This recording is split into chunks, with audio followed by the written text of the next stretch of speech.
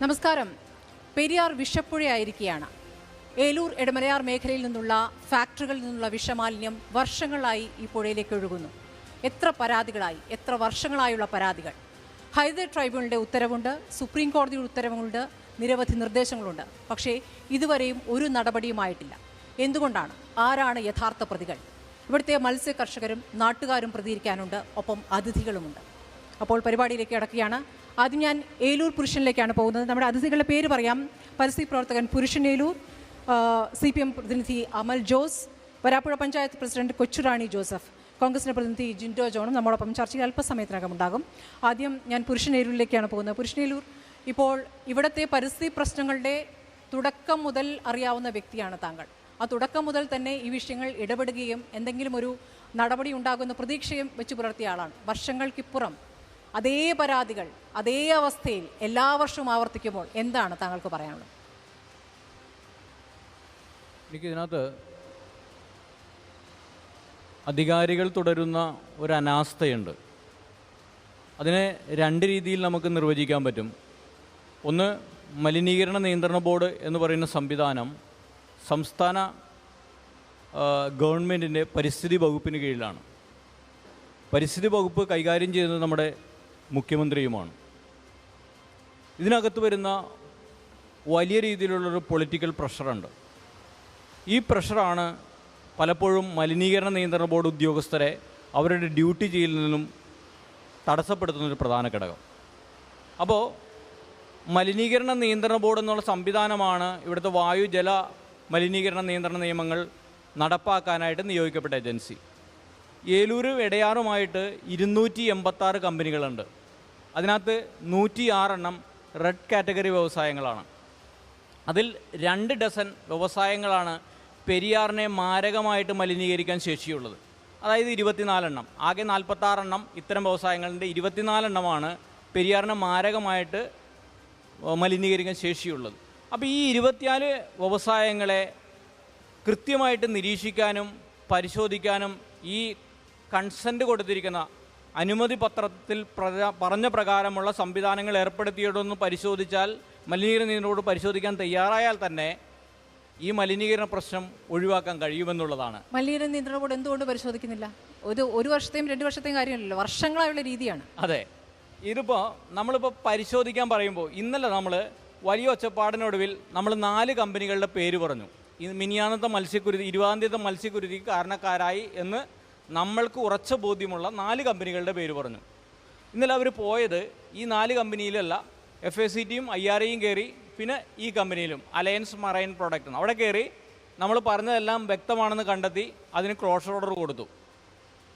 മറ്റ് 3 കമ്പനികളിൽ പോയിട്ടില്ലെന്ന് ഞാൻ ഇന്ന് ചോദിച്ചു കഴിഞ്ഞപ്പോൾ പറഞ്ഞത് മഴയായത് കാരണം. മഴ ഈ ഡ്യൂട്ടിക്ക് ഒരു തടസ്സമേ അല്ല, പക്ഷെ പോകാത്തതിൻ്റെ പിന്നിൽ അങ്ങേയറ്റം അഴിമതി നിറഞ്ഞ ഈ സംവിധാനത്തിൽ ജീവിക്കാൻ ഇവരെല്ലാവരും ആഗ്രഹിക്കുന്നത് കൊണ്ട് തന്നെയാണ്. ഇതാണ് ജീവിത പ്രശ്നം കൊണ്ടാണ് ഇപ്പുറത്ത് ആളുകൾ കഷ്ടപ്പെടുന്നത്. അവരുടെ വലിയ കോടിക്കണക്കിന് കൃഷിയുടെ മത്സ്യം നശിച്ചിരിക്കുന്നു. അപ്പോൾ ആ വിഷയം പറയുമ്പോൾ മഴയാണ് ഞങ്ങൾക്ക് പോകാൻ പറ്റില്ല എന്ന് പറയുന്ന രീതിയിലേക്ക് അത്രയ്ക്ക് നിസ്സംഗമായിട്ടുള്ള പ്രതികരണം. അത്തരം നിസ്സംഗരാണെന്ന് മാത്രമല്ല, ഇവരുടെ സ്വഭാവം തന്നെ ഇത്തരം ഒരു മലിനീകരണം ഉള്ളൊരു പ്രദേശത്ത് നമ്മൾ 2004 ഇവിടെ ഒരു സർവൈലൻസ് സെൻറ്റർ സെറ്റപ്പ് ചെയ്യുന്നത്. അതായത് 24 മണിക്കൂറും പ്രവർത്തിക്കാൻ ശേഷിയുള്ളൊരു സർവൈലൻസ് സെൻ്ററാണ് നമ്മൾ അവിടെ സെറ്റപ്പ് ചെയ്തത്. 24 മണിക്കൂർ പോയിട്ട് 8 മണിക്കൂർ പോലും അവർ വൃത്തിയായിട്ട് ഈ സർവൈലൻസ് ചെയ്യുന്നില്ല എന്നതുകൊണ്ടാണ്. ഉദാഹരണത്തിന് ഇവർ പരിശോധിക്കാൻ പറയുന്നു, ഒരു റിപ്പോർട്ട്, ഒരു വെള്ളം എടുക്കാൻ പറയുന്നു, സെഡിമെൻ്റ് എടുക്കാൻ പറയുന്നു. ഇവരെല്ലാം തന്നെ അത് വന്നിട്ടൊരു ബക്കറ്റിനെ മുക്കുന്നത്. ഇതിനെല്ലാം ഒരു സയൻറ്റിഫിക് പ്രോട്ടോക്കോൾ ഉണ്ട്. ഈ പ്രോട്ടോക്കോൾ ഒന്നും അവർ പിന്തുടരാറില്ല. നമ്മൾ പറയുമ്പോൾ നമ്മളെ കാണിക്കാൻ, നാട്ടുകാരെ കാണിക്കാൻ ബക്കറ്റിന്, നമ്മുടെ പാലത്തിന് മുകളിൽ നിന്ന് ബക്കറ്റിട്ട് മുക്കി ഒരു ബക്കറ്റ് വെള്ളം എടുക്കുന്നു, അതിൽ നിന്ന് ഒരു ജഗ്ഗിലേക്ക് മാറ്റും, ജഗ്ഗിന് പരിശോധിക്കുന്നു, പരിശോധന റിപ്പോർട്ട് കിട്ടിയോ, കളക്ടർ ചോദിച്ചാലും പറയും പരിശോധന റിപ്പോർട്ടുണ്ട്. എന്നിട്ട് കളക്ടറോട് അവർ ഇന്നലെ മിനിയാന്ന് പറഞ്ഞത് എന്താ, ഇതേ വേഗമായിട്ടുള്ള ഒരു ഐഡിയ പറഞ്ഞു. അതായത് ഉപ്പ് വെള്ളവും നല്ല വെള്ളവും ചേർന്ന് കഴിഞ്ഞപ്പോൾ ബണ്ടിന് മുകളിലുള്ള നല്ല വെള്ളം ബണ്ടിന് താഴെയുള്ള ഉപ്പുവെള്ളത്തിൽ കലർന്നപ്പോൾ ഓക്സിജൻ ഡിപ്ലീറ്റ് ചെയ്തു, മീനുകൾ ചാകാനിടയായെന്നാണ്. അതെ, ഓക്സിജൻ കിട്ടാതെ മരിച്ചു എന്നുള്ളതാണ് പറയുന്നത്. അമൽ ജോസഫ്, ഇപ്പോൾ ഇടത് സർക്കാരിൻ്റെ അല്ലെങ്കിൽ വലത് സർക്കാരിൻ്റെ അങ്ങനെയൊരു പ്രശ്നമല്ല, കാരണം വർഷങ്ങളായുള്ളതാണ്. ഇപ്പോൾ ഭരിക്കുന്നത് ഇടത് സർക്കാർ ആയതുകൊണ്ട് ഇപ്പോൾ പ്രതിസ്ഥാനത്ത് ഇടത് സർക്കാരാണ്. അപ്പോൾ ഇതിപ്പോൾ 2 വകുപ്പുകൾ തമ്മിലുള്ള പ്രശ്നമായിട്ടാണല്ലോ ഇപ്പോൾ പറയുന്നത്. ഇറിഗേഷൻ വകുപ്പ് ബണ്ട് തുറന്നു, അനുമതിയില്ലാതെ അവരോട് ചോദിക്കാതെ തുറന്നു എന്നുള്ളതാണ്. യഥാർത്ഥത്തിൽ ഈ പ്രശ്നത്തെ നിങ്ങൾ എങ്ങനെയാണ് അഡ്രസ്സ് ചെയ്യുന്നത്? ഇപ്പോൾ സമരത്തിൽ ഇപ്പോൾ LDF-ഉം ഉണ്ട് സമരത്തിൽ. ഈ ഇപ്പോൾ പറഞ്ഞല്ലോ ഈ മലിനീകരണ നിയന്ത്രണ ബോർഡിൻ്റെ പ്രവർത്തനം അത് ഏത് രൂപത്തിലാണ്? ഇത്രയും ഇഷ്യൂ ഉണ്ടായ ശേഷവും ഇപ്പോൾ സബ് കളക്ടറുടെ റിപ്പോർട്ടാണ് മന്ത്രി കാത്തിരിക്കുന്നത്. ഈ രീതിയിലുള്ള സംഭവങ്ങൾക്ക് ശേഷം ഇനി സബ് കളക്ടർ എന്ത് റിപ്പോർട്ടാണ് നൽകുക? അതായത് ആദ്യം സൂചിപ്പിച്ച കാര്യം തന്നെയാണ് പറഞ്ഞു പോകാനുള്ളത്. ഇത് 30 വർഷത്തിലധികമായി ഈ വിഷയം അനുഭവിക്കുന്ന ആളുകൾ തന്നെയാണ് ഞങ്ങൾ. പെരിയാറിൻ്റെ തീരത്ത് തന്നെ താമസിക്കുന്ന ഒരു വ്യക്തി കൂടിയാണ്. ഈ വിഷയം നിരന്തരം സംഭവിച്ചുകൊണ്ടിരിക്കുമ്പോഴും അതിനൊരു കൃത്യമായിട്ടുള്ളൊരു പരിഹാരം കാണുന്നില്ല എന്നുള്ളത് നമുക്ക് മുമ്പിലുള്ളൊരു ചോദ്യം തന്നെയാണ്. ഇപ്പോൾ ഈ കഴിഞ്ഞ 20-ാം തീയതി സംഭവിച്ച വിഷയവുമായി ബന്ധപ്പെട്ടുകൊണ്ട് പാതാളം ബണ്ട് 20-ാം തീയതി 3 മണിക്കാണ് അത് തുറക്കുന്നത്. തുറന്നു വിട്ടതിന് ശേഷം അന്ന് രാത്രി തന്നെ മത്സ്യങ്ങൾ ചത്തുപൊങ്ങുന്ന സാഹചര്യം ഉണ്ടായി. പിറ്റേ ദിവസമാണ് വലിയ തോതിൽ കൂട്ടത്തോടെ മത്സ്യങ്ങൾ ചത്തുപൊങ്ങുകയും അത് പതിവിൽ വിപരീതമായി വലിയ വ്യാപനം അതിൻ്റെ ഭാഗമായിട്ട് സംഭവിച്ചിട്ടുണ്ട്. ചേരാനല്ലൂർ, വരാപ്പുഴ, കോട്ടുവളി ഉൾപ്പെടെയുള്ള പ്രദേശങ്ങളിൽ ഇത് ബാധിക്കുന്ന ഒരു സാഹചര്യം ഉണ്ടായി. അപ്പോൾ ഇത് മത്സ്യകൃഷി അത് കഴിഞ്ഞ പ്രളയത്തിന് ശേഷം ഈ ഒരു സീസണിലാണ് ഏറ്റവും കൂടുതൽ മത്സ്യസമ്പത്ത് ഈ പെരിയാർ മേഖലക്കകത്ത് തൂവലുണ്ടായത്. മത്സ്യകൃഷി ചെയ്ത മത്സ്യകർഷകരെയും മത്സ്യത്തൊഴിലാളികളെയും ആകമാനം ബാധിച്ച ഒരു വലിയ വിഷയമായതുകൊണ്ട് തന്നെ CPM എന്നുള്ള നിലയിൽ വലിയ ഗൗരവത്തിൽ തന്നെയാണ് ഈ വിഷയം കാണുന്നത്. അപ്പോൾ ഇതിനകത്ത് പറയാനുള്ളൊരു വസ്തുത എന്ന് പറഞ്ഞാൽ പരിസ്ഥിതി മലിനീകരണ നിയന്ത്രണ ബോർഡുമായി ബന്ധപ്പെട്ടുകൊണ്ട് ആ ഉയരുന്ന ആരോപണം അതിനകത്ത് വസ്തുതകൾ പരിശോധിക്കേണ്ടതായിട്ടുണ്ട്. കാരണം ഈ മലിനീകരണ നിയന്ത്രണ ബോർഡിനകത്ത് ദിവസേന ഇതുമായി ബന്ധപ്പെട്ടുള്ള പരിശോധന നടത്തുകയാണ്. ഡെയിലി മോണിറ്ററിംഗ് സർവീസ് സംവിധാനം ഉൾപ്പെടെ ഇതിനകത്തുണ്ട്. ഇപ്പോൾ ഈ പറയുന്ന രീതിയിലാണെങ്കിൽ 20-ാം തീയതി രാവിലെയും 21-ാം തീയതി രാവിലെയും ഇവരുടെ കയ്യിൽ ഈ പറയുന്ന സാമ്പിളുകൾ കളക്ട് ചെയ്തിട്ടുണ്ട്. ബണ്ടിന് മുകളിലുള്ള വെള്ളത്തിനകത്ത് ഇത്തരത്തിൽ കെമിക്കൽ കണ്ടൻസോ അല്ലെങ്കിൽ ഈ പറയുന്ന ഓക്സിജൻ്റെ അളവ് കുറവോ ഉണ്ടെങ്കിൽ കൃത്യമായി മനസ്സിലാക്കാൻ കഴിയുന്ന ഒരു സംവിധാനം അവർക്കിടയിലുണ്ട്. പക്ഷേ അത്തരത്തിലുള്ള കാര്യങ്ങൾ കൃത്യമായി ജില്ലാ ഭരണകൂടത്തെ അറിയിക്കുന്നതിനോ അവരുടെ മേൽ അതോറിറ്റി അറിയിക്കുന്നതിനോ അവർ ചെയ്തിട്ടില്ല എന്നുണ്ടെങ്കിൽ കൃത്യമായി ആ വകുപ്പുകൾക്കകത്തുള്ള ഈ പറയുന്ന ഉദ്യോഗസ്ഥ തലത്തിലുള്ള എല്ലാവരെയും എന്ന് പറയുന്നില്ല, പക്ഷേ ഇത്തരത്തിൽ ജനങ്ങളെ നേരിട്ട് ബാധിക്കുന്ന വിഷയത്തിനകത്ത് പോലും ഈ നിസ്സംഗത പുലർത്തുന്ന ഉദ്യോഗസ്ഥ വർഗത്തെ അത് ചോദ്യം ചെയ്യേണ്ടത് തന്നെയാണ്, പരിശോധിക്കേണ്ടതാണ്. ഇപ്പോൾ ഗവൺമെൻറ് എന്നുള്ള നിലയിൽ കൃത്യമായി തന്നെ ആ വിഷയത്തിനകത്ത് പരിശോധിക്കാനും കളക്ടർ ഉൾപ്പെടെ ഇടപെട്ടുകൊണ്ട് 21-ാം തീയതി തന്നെ ആ വിഷയത്തിനകത്ത് അധികാരികമായി പഠിക്കുവാനും കൃത്യമായി പരിശോധന നടത്തുവാനും എല്ലാം തീരുമാനിച്ചിട്ടുണ്ട്. ഇപ്പോൾ മത്സ്യകർഷകരുടെ എത്രത്തോളമാണ് അവർക്ക് സംഭവിച്ചിട്ടുള്ള നാശനഷ്ടങ്ങൾ എന്നുള്ളത് പഞ്ചായത്ത് തലത്തിൽ ഇപ്പോൾ എല്ലാ പഞ്ചായത്തുകൾക്കകത്തും അതിൻ്റെ വിവരങ്ങൾ ശേഖരിച്ചുകൊണ്ടിരിക്കുകയാണ്. അതിൻ്റെ സാമ്പിളുകൾ ഉൾപ്പെടെ ഈ ശനിയാഴ്ചക്കകം വരുമെന്നുള്ളതാണ് പറഞ്ഞിട്ടുള്ളത്. അതിൻ്റെ അടിസ്ഥാനത്തിൽ കൃത്യമായിട്ടുള്ള പരിശോധന നടത്തിക്കൊണ്ട് ഏതെങ്കിലും ഘടകത്തിനകത്ത് ഉദ്യോഗസ്ഥ തലത്തിലോ അല്ലെങ്കിൽ വ്യാവസായിക സ്ഥാപനങ്ങൾക്കകത്തോ ഏതെങ്കിലും തലത്തിൽ അതിനകത്ത് ക്രമക്കേടുകൾ സംഭവിച്ചിട്ടുണ്ടെങ്കിൽ കർശന നടപടി എന്നുള്ളത് തന്നെയാണ് പറഞ്ഞു പോയിട്ടുള്ളത്. ശരി, കർശന നടപടി എന്താണെന്ന് നമുക്കറിയണം. ജിൻഡോ, ഇതിപ്പോൾ ഞാൻ നേരത്തെ പറഞ്ഞ പോലെ LDF സർക്കാരാണ് ഇപ്പോൾ ഭരിക്കുന്നത്. പക്ഷേ ഇതിനു മുമ്പ് ഉള്ള കാലത്തും ഇത് തന്നെയാണ് അവസ്ഥ. പല കാലത്തും ഉണ്ടായ കാര്യങ്ങൾ തുടർച്ചയാവുകയാണ്. മത്സ്യക്കുരുതി എന്നുള്ള പുതിയ സംഭവമല്ല, പക്ഷേ ഇത്തവണ കുറച്ച് കൂടുതലാണ്, നഷ്ടക്കണക്ക് കുറച്ച് കൂടുതലാണ് എന്നുള്ളതാണ്. ഇപ്പോൾ നിങ്ങളുടെ നേതൃത്വത്തിലാണല്ലോ കഴിഞ്ഞ ദിവസം പ്രതിഷേധമൊക്കെ ഉണ്ടായത്. മത്സ്യം എറിഞ്ഞുകൊണ്ടുള്ള മലിനീകരണ നിയന്ത്രണ ബോർഡ് ഓഫീസിലേക്ക് മത്സ്യം എറിഞ്ഞുകൊണ്ടുള്ള പ്രതിഷേധമൊക്കെ ഉണ്ടായത്. എന്താണ് നിങ്ങൾ നടപടി പ്രതീക്ഷിക്കുന്നത്? ഈ മത്സ്യ കർഷകർക്ക് ആര് നഷ്ടപരിഹാരം നൽകുമെന്നാണ് പ്രതീക്ഷിക്കുന്നത്? അതും കോടികളുടെ കണക്കാണ്. അല്ല, ഇതിൽ ഒരു പ്രധാനപ്പെട്ട കാര്യമുണ്ട്. ഇത് വർഷങ്ങളായിട്ടുള്ളൊരു കാര്യമാണെന്നുള്ളത് യാഥാർത്ഥ്യമാണ്. ഇതിനു മുമ്പ് കോൺഗ്രസും ഇതിനു മുമ്പ് LDF ഒക്കെ ഭരിക്കുന്ന കാലത്തും ഇതുണ്ടായിട്ടുണ്ട്. ഇതൊക്കെ വസ്തുതയാണ്. പക്ഷേ ഞാൻ പറയുന്നത് നമ്മുടെ സാങ്കേതിക വിദ്യ, നമ്മുടെ ശാസ്ത്ര മേഖലയിലുള്ള വികസനം, മറ്റു പല കാര്യങ്ങളും, ഗവൺമെൻറ്റിൻ്റെ ഫണ്ട് അലോട്ട്മെൻറ്റ്, അങ്ങനെ ഒരുപാട് കാര്യങ്ങളിൽ അപ്ഗ്രഡേഷനൊക്കെ നടന്നിട്ടുള്ളൊരു കാലഘട്ടത്തിൽ 8 വർഷങ്ങൾക്ക് മുമ്പ് ഈ കേരളത്തിലെ സമസ്ത പ്രശ്നങ്ങൾക്കുള്ള പരിഹാരം ഞങ്ങളുടെ കയ്യിലുണ്ട്, LDF വരും, എല്ലാം ശരിയാക്കുമെന്ന് പറഞ്ഞ ആളുകളാണ്. മുൻപുള്ള ഗവൺമെൻറ്റുകളെ കുറ്റം പറയാൻ അർഹതയില്ല. ഒന്നാമത്തെ കാര്യം, മുൻപുള്ള ഗവൺമെൻറ്റിൻ്റെ കാലത്തുണ്ടായിരുന്ന വീഴ്ചകൾ ആളുകൾ ചൂണ്ടിക്കാണിച്ചിട്ടുണ്ട്. ആ വീഴ്ചകൾ അങ്ങനെ തന്നെയാണെന്ന് അക്സെപ്റ്റ് ചെയ്തുകൊണ്ട് തന്നെ ഞാൻ പറയട്ടെ, അത് ഗുരുതരമായിട്ടുള്ള കുറ്റകൃത്യം തന്നെയാണ്, വീഴ്ചകളാണെന്ന് അക്സെപ്റ്റ് ചെയ്തുകൊണ്ട് തന്നെ ഒരു കാര്യം പറയേണ്ടതുണ്ട്. ഇപ്പോൾ ഈ നടക്കുന്നത് തുടർച്ചയായിട്ട് നടന്നുകൊണ്ടിരിക്കുകയാണ്. ഈ വർഷം തന്നെ 5 മാസമായിട്ടുള്ളൂ, അതിനിടയ്ക്ക് 10ഓളം പ്രാവശ്യം ഇത് സംഭവിക്കുന്നു. ഇത്രയധികം കോടിക്കണക്കിന് രൂപയുടെ നാശനഷ്ടം മത്സ്യ കർഷകർക്ക് സംഭവിക്കുന്നു. അവിടെയൊക്കെ ഇതൊക്കെ സംഭവിക്കുമ്പോൾ ഈ ജില്ലയുടെ ചുമതലയുള്ള ഈ കളമശ്ശേരി നിയോജകമണ്ഡലത്തിൽ നിന്നുള്ള MLA കൂടിയായിട്ടുള്ള മന്ത്രി ഇവിടെ 2 ദിവസം ഈ ജില്ലയിൽ ഉണ്ടായിരുന്നിട്ട് പോലും ഈ പ്രദേശത്തൊന്നും സന്ദർശിക്കാൻ തയ്യാറായിട്ടില്ല. ഒന്നാമത്തെ കാര്യം. രണ്ടാമത്തത്, മത്സ്യ കർഷകർക്കുണ്ടായ നഷ്ടം മാത്രമല്ല, ഉൾനാടൻ മത്സ്യബന്ധനത്തിലേർപ്പെട്ടിരിക്കുന്ന തൊഴിലാളികൾക്കുണ്ടാകുന്ന കഷ്ടപ്പാടുകളും നഷ്ടങ്ങളും മാത്രമല്ല, ഈ മത്സ്യം വിപണനം ചെയ്യുന്ന പ്രത്യേകിച്ച് വരാപ്പുഴ മാർക്കറ്റുമായി ബന്ധപ്പെട്ട് ജീവിക്കുന്ന ആളുകൾ ആളുകൾക്ക്, അവൾക്ക് പൊതുസമൂഹത്തിൻ്റെ മുമ്പിലുള്ള ഒരു വിശ്വാസ്യത നഷ്ടപ്പെട്ടിരിക്കുകയാണ്. ഈ മന്ത്രി അടക്കമുള്ള ആളുകൾ വന്ന് ഈ മത്സ്യം വാങ്ങി ഭക്ഷിച്ച് പൊതുജനത്തിൻ്റെ മുമ്പിൽ വിശ്വാസ്യത ഉറപ്പുവരുത്തേണ്ട ഒരു കാലഘട്ടം കൂടിയാണ്. കാരണം ഭക്ഷ്യസുരക്ഷാ വകുപ്പും ആരോഗ്യ വകുപ്പും പറഞ്ഞിരിക്കുന്നു, ഈ പെരിയാറിൽ മാലിന്യം കലർന്നതിന് ശേഷമുള്ള മത്സ്യങ്ങൾ ഉപയോഗിക്കാൻ പാടില്ല, പരിശോധനയ്ക്ക് ശേഷം മാത്രമേ ഉപയോഗിക്കാൻ പാടുള്ളൂ എന്ന് സർക്കാരിൻ്റെ 2 വകുപ്പുകൾ പറയുന്നു. അപ്പോഴാണ് ഇവിടെ LDF-ന്റെ പ്രതിനിധി പറയുന്നത് ഇറിഗേഷൻ ഡിപ്പാർട്ട്മെൻറ്റും പൊല്യൂഷൻ കൺട്രോൾ ബോർഡും തമ്മിലുള്ള തർക്കമാണ്, അവരുടെ വീഴ്ച വന്നിട്ടുണ്ടെന്ന്. ഒരു സർക്കാരിൻ്റെ ഭാഗമായിട്ടാണ് ഉദ്യോഗസ്ഥർ പ്രവർത്തിക്കുന്നത്. ഉദ്യോഗസ്ഥരുടെ ഭാഗത്തുനിന്ന് വീഴ്ച ഉണ്ടായാൽ ഒരു ഒറ്റപ്പെട്ട സംഭവമാണെങ്കിൽ നമുക്കത് മനസ്സിലാക്കാം. നിരന്തരമായിട്ട് 5 മാസത്തിനിടയിൽ 10 പ്രാവശ്യം ഇങ്ങനെ സംഭവിക്കുമ്പോൾ, കോടിക്കണക്കിന് രൂപയുടെ നഷ്ടം വരുമ്പോൾ, ജൈവ ആവാസ മേഖലയിൽ അടക്കം ബാധിക്കുന്ന ഒരു സാഹചര്യത്തിൽ അത് ഉദ്യോഗസ്ഥരുടെ മാത്രം ഉത്തരവാദിത്തമായിട്ട് തരം താഴ്ത്തി കാണാൻ പാടില്ല. ഒന്നാമത്തെ കാര്യം. രണ്ടാമത്തത്, ഇവിടെ ഓപ്പറേഷൻ വാഹിനി എന്ന് പറഞ്ഞ മന്ത്രിയുടെ പ്രോജക്റ്റ് ഉണ്ടായിരുന്നല്ലോ, അത് ഈ പ്രദേശത്ത് എങ്ങനെയാണ് വർക്കൗട്ട് ചെയ്തതെന്ന് കൂടി പറയാൻ ഇവർക്ക് ബാധ്യതയുണ്ട്. ഈ പെരിയാറിൽ അടിഞ്ഞുകൂടിയിരിക്കുന്ന എക്കൽ ഇപ്പോൾ 2018-ലെയും 19-ലെയും പ്രളയത്തിനേക്കാൾ വലിയ പ്രളയം വരാൻ പോകുകയാണ്. കാരണം ഈ എക്കൽ അടിഞ്ഞുകൂടി ഇത് മാറ്റാനുള്ള ഒരു തയ്യാറെടുപ്പുകൾ ഇവർ നടത്തിയിട്ടില്ല. മഴക്കാലത്തിന് മുമ്പുള്ള ഒരു തയ്യാറെടുപ്പുകളും നടത്തിയിട്ടില്ല എന്ന് മാത്രമല്ല, ഈ പ്രദേശവുമായി ബന്ധപ്പെട്ട പ്രശ്നങ്ങളിൽ ഇവരുടെ കയ്യിൽ എല്ലാത്തിനും പരിഹാരമുണ്ട്. 13 ദിവസക്കാലം ബ്രഹ്മപുരം കത്തിയെരിഞ്ഞപ്പോൾ നടപടിയെടുക്കാതെ അത് സ്വാഭാവികമായിട്ട് കത്തിയെരിയുന്നത് മഴ പെയ്തും ഫയർഫോഴ്സ് ഉദ്യോഗസ്ഥരുടെ കഷ്ടപ്പാടും കൊണ്ട് മാത്രം അത് അത് നിർത്തലാക്കിയപ്പോൾ അതിൻ്റെ ക്രെഡിറ്റ് എടുക്കാൻ വന്ന സർക്കാർ ഉദ്യോഗസ്ഥരും സർക്കാരും മന്ത്രിമാരടക്കമുള്ള ആളുകൾ ഇതിന് മറുപടി പറയണം. 2 ദിവസക്കാലമായിട്ട് ഈ മന്ത്രി എന്തുകൊണ്ട് പ്രദേശത്തെ കർഷകരെ നാട്ടുകാരുണ്ട്, അവരുടെ പ്രതികരണങ്ങളിലേക്ക് കൂടി വരാം. ഞാൻ പഞ്ചായത്ത് പ്രസിഡന്റിലേക്ക് കൂടി പോവുകയാണ്. വരാപ്പുഴ ജില്ലാ പഞ്ചായത്ത് പ്രസിഡന്റാണ്, വരാപ്പുഴ പഞ്ചായത്ത് പ്രസിഡന്റാണ് കൊച്ചുറാണി ജോസഫ്. കൊച്ചുറാണി, പിന്നെ ഇവിടുത്തെ പ്രശ്നം എന്ന് വെച്ചാൽ വരാപ്പുഴ എന്ന് പറഞ്ഞാൽ നല്ല മീൻ കിട്ടണമെങ്കിൽ ഇവിടേക്ക് വരണമെന്നാണ് എപ്പോഴും പറയാറ്. ഇനി ഇവിടെ നല്ല മീൻ കിട്ടാൻ എത്ര കാലം പിടിക്കുമെന്നുള്ള പ്രശ്നം കൂടി ഉണ്ടല്ലോ. കാരണം ഇനി പുഴയിൽ മീൻ ഉണ്ടാകണം, സമയമെടുക്കും.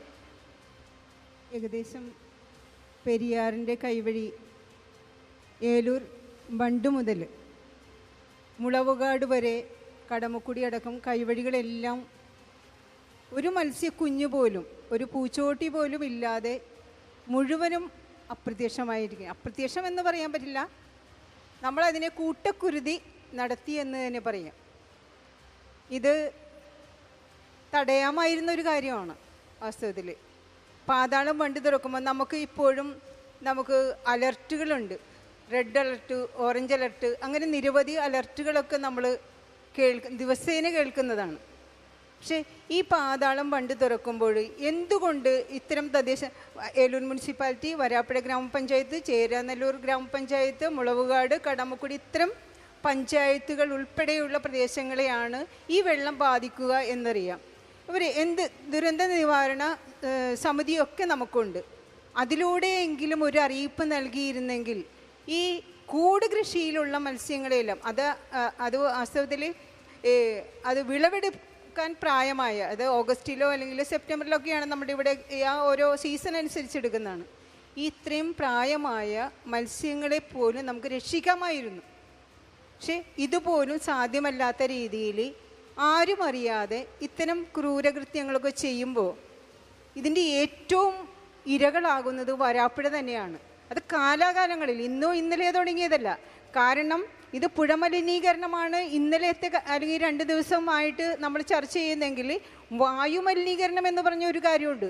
ഞാനൊക്കെ ചെറുപ്പം മുതലേ ഒരു മഴക്കാലമായി കഴിഞ്ഞാൽ നമ്മൾ നേരം വെളുക്കുന്നതിന് മുൻപ് തന്നെ ഒരു രാത്രി, കാരണം അവിടെ നിന്നുള്ള കമ്പനി പുകകളെല്ലാം ശ്വസിക്കുന്നത് ഞങ്ങളാണ്. ഈ മഴക്കാലത്ത് ഈ ഹൈവേ വഴി ഒന്ന് കടന്നു പോയാൽ നിങ്ങൾ ഓർക്കും അവിടെ മൂടൽമഞ്ഞാണെന്ന്. പക്ഷെ മൂടൽമഞ്ഞല്ല, ഇത് വായുമലിനീകരണമാണ്. ഇത് വർഷങ്ങളായുള്ള പ്രശ്നം തന്നെയാണ്. ഇതൊക്കെ വർഷങ്ങൾ. ഏറ്റവും പ്രധാനപ്പെട്ട ഇപ്പോഴത്തെ ഇഷ്യൂലേക്ക് വരികയാണെങ്കിൽ ഇപ്പോൾ താങ്കൾ പറഞ്ഞ പോലെ ഈ കൂട് കൃഷി ഫാമുകൾ പലരും ലോൺ എടുത്തിട്ടൊക്കെയാണ് ചെയ്തിട്ടുള്ളത്. അപ്പോൾ ഈ എത്ര നഷ്ടം വന്നു എന്നതിൻ്റെ ഒരു കണക്കാക്കൽ നിങ്ങളുടെ ഭാഗത്തുണ്ടായിട്ടുണ്ടോ? എത്രയാണ്? കാരണം നമ്മുടെ വരാപ്പുഴയിൽ തന്നെ 38 കൂട് കർഷകരാണ് ഇവിടെ ഉള്ളത്. കൂട് കൃഷി ചെയ്യുന്ന കർഷകരാണുള്ളത്. ആ 38 പേർക്കും 100 കൂടുകളുണ്ട്. ഒരു കൂടിന് ചുരുങ്ങിയത് 5 ലക്ഷം രൂപ വെച്ചിട്ടാണെങ്കിൽ എത്ര കോടി രൂപ നഷ്ടം അവർക്ക് മാത്രം സംഭവിച്ചിട്ടുണ്ടാവും. അത് ആ മത്സ്യങ്ങളുടെ വിലയും കൂടാതെ തന്നെ കൂട് നിർമ്മിച്ച ഒരു വിലയും ഒക്കെ ആയിട്ടായിരിക്കും. പക്ഷെ അവർ അതിനെ പരിചരിച്ച ഒരു സമയവും അവരുടെ അധ്വാനവുമുണ്ട്. ഇതൊന്നും ഈ നഷ്ടത്തിൽ പെടുന്നില്ല. നമ്മൾ നഷ്ടപ്പെട്ടു എന്ന് പറയുമ്പോൾ അവർക്ക് ആക്ച്വലി അവർ ലോൺ എടുത്തതും കെട്ടുതാലി പണയം വെച്ചും ഒക്കെ ഈ പണയപ്പെടുത്തിയൊക്കെ എടുത്ത ഈ ലോണുകൾ എങ്ങനെ തിരിച്ചടക്കും? കാരണം ഇപ്പോൾ ഒരാഴ്ചക്കുള്ളിൽ സ്കൂൾ തുറക്കുകയാണ്. വിദ്യാലയങ്ങളിൽ തങ്ങളുടെ മക്കളെ പറഞ്ഞു വിടണം. ഉന്നത വിദ്യാഭ്യാസത്തിന് പോകുന്ന കുട്ടികളൊക്കെ ഉണ്ടാവും. ഇവരുടെ വിദ്യാഭ്യാസം ഒത്തിരി സ്വപ്നങ്ങൾ കണ്ടുകൊണ്ടാണ് അവർ ഈ 5-6 മാസക്കാലം ഈ മീനുകളെയൊക്കെ വളർത്തിയത്. അതുമാത്രമല്ല, കാരണം ഈ ഞങ്ങളുടെ ഏറ്റവും കൂടുതൽ മത്സ്യത്തൊഴിലാളികൾ സ്ഥിതി ചെയ്യുന്ന ഒരു പ്രദേശമാണ് വരാപ്പുഴ എന്ന് പറയുന്ന ഉൾനാടൻ മത്സ്യങ്ങൾ. അപ്പോൾ വഞ്ചിയിലും മലയിലും മുങ്ങിത്തപ്പും ഒക്കെ ആയിട്ട് ചെയ്യുന്ന ഒത്തിരി ആളുകളുണ്ട്. അപ്പോൾ ഇവരുടെ നഷ്ടം ഇവർക്ക് ഇനി ഒരു വർഷത്തേക്ക് ഈ പുഴയിലേക്കൊന്നും ഇറങ്ങണ്ടെന്നേ. കാരണം ഇത്തരം മീനുകളൊന്നും അവിടെ ഇല്ല. അപ്പോൾ ഈ നഷ്ടം ആരാണ് നികത്തുക? ഇതിനെതിരായ കമ്പനിയാണോ, ഉദ്യോഗസ്ഥരാണോ, ഇതുമായിട്ട് ബന്ധപ്പെട്ട ബോർഡുകളാണോ, ആരാണ് ഇതിന് ഉത്തരവാദി എന്നും അവർക്ക് കർശനമായിട്ടുള്ള നിയന്ത്രണങ്ങളും അതുപോലെ തന്നെ. കാരണം ഇവർക്ക് ഞങ്ങളുടെ പഞ്ചായത്ത് കമ്മിറ്റി കൂടി തീരുമാനിച്ച ഒരു കാര്യം, ക്രിമിനൽ കുറ്റം ചുമത്തി കേസെടുക്കണമെന്നാണ്. ഈ ബന്ധപ്പെട്ടവരാണ് കൊച്ചുറാണി ചൂണ്ടിക്കാണിച്ചു. ഇവിടെ ഇപ്പോൾ കർഷകരുണ്ട്, മത്സ്യത്തൊഴിലാളികളുണ്ട്, ആളുകളുടെ പ്രതികരണങ്ങളിലേക്ക് പോവുകയാണ്. മൈക്ക് ഇവിടെ.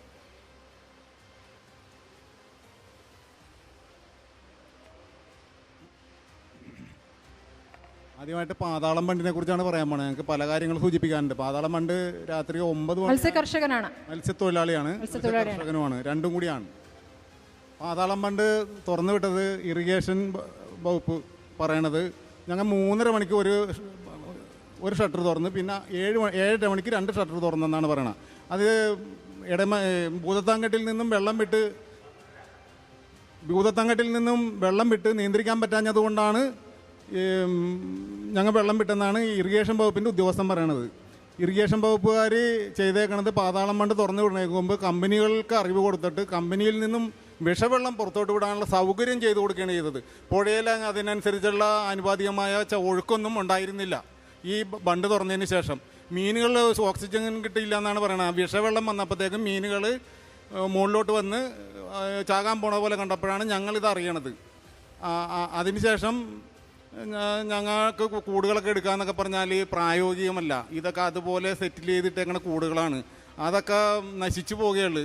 അതുകൂടാതെ ഈ കല്ലുമ്മക്കായ എന്ന് പറഞ്ഞ സാധനമൊക്കെ കൂടുതൽ പിടിച്ചിട്ടുണ്ടാവും, പാവലുകൾ പിടിച്ചിട്ടുണ്ടാവും. അതങ്ങനെ പെട്ടെന്ന് പൊക്കിയെടുക്കാമെന്നൊക്കെ പറഞ്ഞാൽ നമ്മൾ ഇത് 5 കിലോ 10 കിലോ അല്ല ഇട്ടേക്കണത്. സാധിക്കാത്ത കാര്യമാണ്.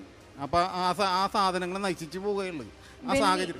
അതെ ബെന്നി, ഇന്നലെ ഞാൻ റിപ്പോർട്ട് സംസാരിച്ചാണ്. ചേട്ടന് എത്ര രൂപയുടെ നഷ്ടം ഉണ്ടായിട്ടുണ്ട്? ഞാൻ ഒരു കൂടാണ് ഇട്ടേച്ചത്. 1000 കാളാഞ്ചി കുഞ്ഞുങ്ങളാണ് ഇട്ടേച്ചത്. ഞാനത് ഒരെണ്ണം മേടിച്ചത് 43 രൂപയായിട്ടാണ്. ഇപ്പം അത് ഞാൻ ഈ മഴക്കാലം വരുമ്പോൾ അത് പിടിക്കാൻ വേണ്ടിയുള്ള നിന്നേച്ചാണ്. സെപ്റ്റംബറിലിട്ടാണ് വലുതാകട്ടെ എന്ന് വെച്ചാൽ. അപ്പോൾ എനിക്ക് ചീനവലയുമുണ്ട്. ഞാൻ അതിൽ നിന്ന് മീൻ കിട്ടുന്ന മീനുകൾ ചെറുതൊക്കെ ഇട്ടിട്ട് വലുതാക്കി എടുക്കാനുള്ള ശ്രമത്തിലായിരുന്നു. എൻ്റെ മകള് പഠിക്കാൻ പോയേക്കാണ്. അപ്പോൾ മകൾക്ക് ഈ അടുത്ത മാസം ഫീസ് അടക്കണം. അതിനൊപ്പിച്ച് വെച്ചേച്ചാണ്. അതാണ് ഈ നശിച്ചു പോയത്. അപ്പോൾ അത് സഹിക്കാൻ പറ്റില്ല അതൊക്കെ പറയുമ്പോൾ. അത് ഞങ്ങളുടേതായ പ്രശ്നം. അത് എല്ലാവരും അത് ഉൾക്കൊള്ളാൻ തയ്യാറാകണം. ഇത് എൻ്റെ മാത്രം ഒരു കാര്യമല്ല. ഇത് വൈകാരികമായിട്ട് സംസാരിക്കേണ്ട ഒരുപാട് പ്രശ്നമുണ്ട്. ഇത് ചോര ഞങ്ങളുടെ തിളക്കും. അതുപോലത്തെ അവസ്ഥയാണ്. ഞാൻ ഇന്നലെയും പറഞ്ഞു, ഞങ്ങളുടെ കുടുംബങ്ങളെ മരിച്ച വീടിന് തുല്യോർന്ന്. അത് എൻ്റെ മാത്രമൊന്നുമല്ല. ഇവിടെ ഈ പ്രദേശത്ത് പരിസരത്തുള്ള എല്ലാവരും ഇതേപോലെ വൈകാരികമായിട്ട് സംസാരിക്കും. ഞാൻ ഇന്നലെ രോഷമായിട്ടൊക്കെ സംസാരിച്ച ആളാണ്. ഇത് ഒരു കാര്യം പറയണത് ഞാൻ മുഴുവനും പറഞ്ഞില്ല, കുറച്ചധികം സംസാരിക്കും. അങ്ങനെ സംസാരിക്കാൻ വേണ്ടിയാണ് വന്നേക്കണതും. നിങ്ങൾക്ക് പറയാനുള്ള കേൾപ്പിക്കാനാണല്ലോ നമ്മൾ ഇവിടെ വന്നിരിക്കുന്നത്. അപ്പോൾ ഇറിഗേഷൻ വകുപ്പ് ഈ കുറ്റം ചെയ്തേക്കണാണ്, കൃത്യമായിട്ട് കുറ്റം ചെയ്തത് തുറന്നു വിട്ടേക്കണാണ്. അത് പോലീസ് അന്വേഷിക്കണം. പോലീസ് അന്വേഷിക്കുമ്പോൾ ഇപ്പോൾ സബ് കളക്ടറെ ചുമതലപ്പെടുത്തിയിട്ടുണ്ട് മന്ത്രി. പറഞ്ഞേക്കണത് അന്വേഷിച്ച് റിപ്പോർട്ട് ശനിയാഴ്ചക്കുള്ളിൽ കൊടുക്കണമെന്ന് പറഞ്ഞേക്കണത്. ശരിയായ റിപ്പോർട്ട് സബ് കളക്ടർ കൊടുക്കണം. സബ് കളക്ടറിൻ്റെ മുമ്പിൽ എനിക്ക് പറയാനുള്ളത്, ഇത് കമ്പനികളുടെ ഒത്താശയോടുകൂടി തന്നെയാണ് ഈ വെള്ളം തുറന്നു വിട്ടേക്കണത്. നിങ്ങൾക്ക് പറയാനുള്ള കാര്യം കൂടി കേട്ടിട്ടായിരിക്കണമല്ലോ സബ് കളക്ടർ റിപ്പോർട്ട് കൊടുക്കുക. അതെ, അത് കേൾക്കും. ഞാൻ റിപ്പോർട്ട് കൊടുത്തിട്ടില്ലെങ്കിൽ ഇപ്പം ഇത് കേൾക്കണമല്ലോ. ഞാൻ അതിനാണ് പറയണത്, കേൾക്കാൻ വേണ്ടിയാണ് പറയണത്. സബ് കളക്ടറുടെ ശ്രദ്ധയിൽ തന്നെയാണ് പെടുത്തണത്. ഇത് അല്ലാതെ ചിലപ്പോൾ തെറ്റിദ്ധരിപ്പിച്ച ആളിൽ വിടും. ഇറിഗേഷൻ വകുപ്പിൻ്റെ ഓഫീസർ പറഞ്ഞത്, ഞങ്ങൾ ഇവിടെ വീഡിയോ എടുത്ത് വെച്ചിട്ടുണ്ട് 8 മണിക്ക് തന്നെ മീൻ ചാകാൻ തുടങ്ങിയെന്ന്. ചിലപ്പോൾ ചത്തിട്ടുണ്ടാവും. അതൊക്കെ അവരുടെ സൂത്രമാണ്. പക്ഷേ ഇത് ഈ 40 വർഷമായിട്ടാണ് ഞാൻ ഈ പാതാളം ബണ്ട് തുറക്കണ കാണുന്നത്. ഇതേപോലൊരു സംഭവം ഉണ്ടായിട്ടില്ല. അപ്പോൾ ഇത് രൂക്ഷമായ വിഷവെള്ളം പുറത്തോട്ട് വിട്ടതുകൊണ്ടാണ് ഈ മുളകാട് വരെയും, അത് പറഞ്ഞാൽ ഇവിടുന്ന് അങ്ങനെ പറയുമ്പോൾ ഒരുപാട് ഏരിയ, ഒരു 10 കിലോമീറ്റർ അകലെ വരെയും അല്ലെങ്കിൽ 15 കിലോമീറ്റർ അകലെ വരെയും മീൻ ചത്തുപോവുകയാണ് ചെയ്തത്. മറ്റത് ചാകാതെ നിസ്സാരം സംഭവമൊക്കെ ഉണ്ടാവും. ഒരു കാര്യം അത് കഴിഞ്ഞില്ല, ഇനിയുണ്ട് പറയാൻ. അപ്പോൾ ഇത് ഇറിഗേഷൻ വകുപ്പ് പറയണത് പൊല്യൂഷൻ കൺട്രോൾ ബോർഡിൻ്റെ കുഴപ്പമാണെന്നാണ് പറയുന്നത്. പൊല്യൂഷൻ കൺട്രോൾ ബോർഡിനെ കുറിച്ച് പറയാനുള്ളത്, പൊല്യൂഷൻ കൺട്രോൾ ബോർഡിൽ നിന്നും പൈപ്പ് ഭൂമിക്കടിയിൽ കൂടി അത് സാറ്റലൈറ്റ് വഴിയോ അല്ലെങ്കിൽ ആധുനിക സംവിധാനം വഴി കണ്ടുപിടിക്കേണ്ട കാര്യമാണ്.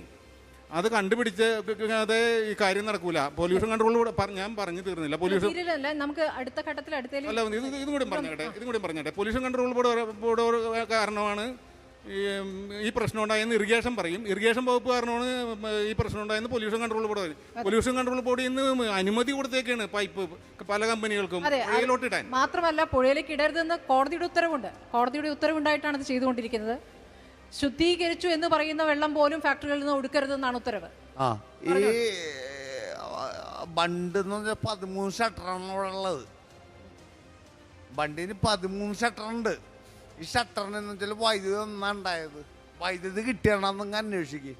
ശരി, അന്വേഷിക്കാന്നുള്ള ഞാനതില്ല വള്ളം 2 എണ്ണം 7 മീറ്റർ വീതിയുള്ള വള്ളം കൊണ്ടുപോയപ്പോൾ ഉണ്ടായ സംഭവം വെച്ചാൽ ഈ 2 ഡോക്കുണ്ട്. ഈ ഏലു പോർഷന് അറിയാൻ പറ്റും അല്ലേ, പടിഞ്ഞാറ ഭാഗത്ത്. ഈ നിങ്ങൾ ഇവിടെ നിന്ന് കാണിക്കണം, നമുക്കറിയാം. എന്നാൽ എൻ്റെ കാരണം എന്ന് വെച്ചാൽ ഞാൻ ഈ വള്ളം ഇതിനകത്ത് കയറുന്ന സമയത്ത് എന്ന് വെച്ചാൽ അതിൻ്റെ ഉള്ളിൽ പൈപ്പുകൾ നിരത്തി വെച്ചൊക്കെയാണ്.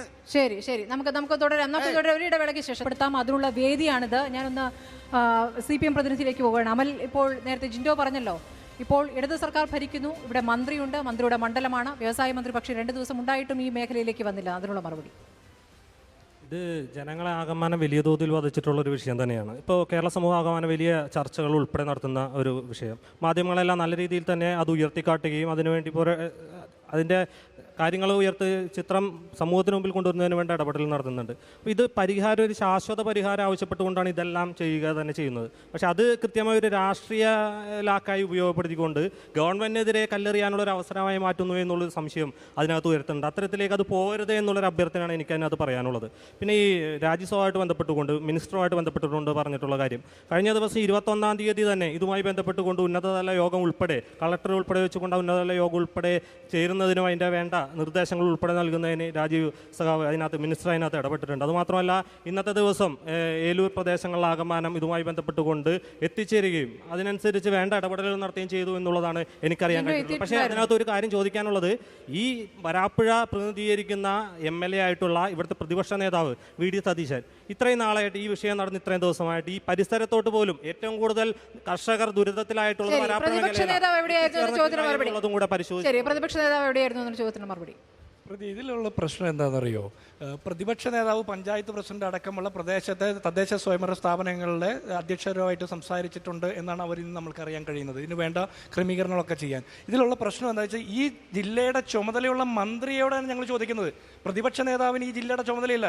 ഇത്രയും വലിയൊരു പ്രശ്നം നടന്നിട്ട് ഈ ജില്ലയുടെ ചുമതലയുള്ള മന്ത്രി എവിടെയായിരുന്നു എന്നുള്ള ചോദ്യത്തിന് 13 ദിവസക്കാലം ബ്രഹ്മപുരം കത്തിയെരിഞ്ഞതിന് ശേഷം അത് തീയണച്ചപ്പോൾ ഫയർഫോഴ്സ് ഉദ്യോഗസ്ഥരുടെ മാത്രമല്ല സർക്കാരിൻ്റെ നേട്ടമാണെന്ന് അവകാശപ്പെട്ട ഒരു സർക്കാർ ഇവിടെ പൊല്യൂഷൻ കൺട്രോൾ ബോർഡിന്റെ ഭാഗത്തുനിന്ന് വീഴ്ച വരുമ്പോൾ അത് ഉദ്യോഗസ്ഥരുടെ മാത്രം വീഴ്ചയാണെന്ന് പറഞ്ഞാൽ അംഗീകരിക്കാൻ ഞങ്ങൾ തയ്യാറല്ല. അത് സർക്കാരിന്റെ വീഴ്ചയാണെന്ന് ഉൾക്കൊള്ളാൻ അവർ തയ്യാറാകണം. ശരി, സർക്കാരിന്റെ വീഴ്ചയാണെന്ന് നാട്ടുകാർ പറയട്ടെ. ഇവിടെ മൈക്ക് കൊടുക്കും, മൈക്ക് ഇവിടെ കൊടുക്കും. വരാം.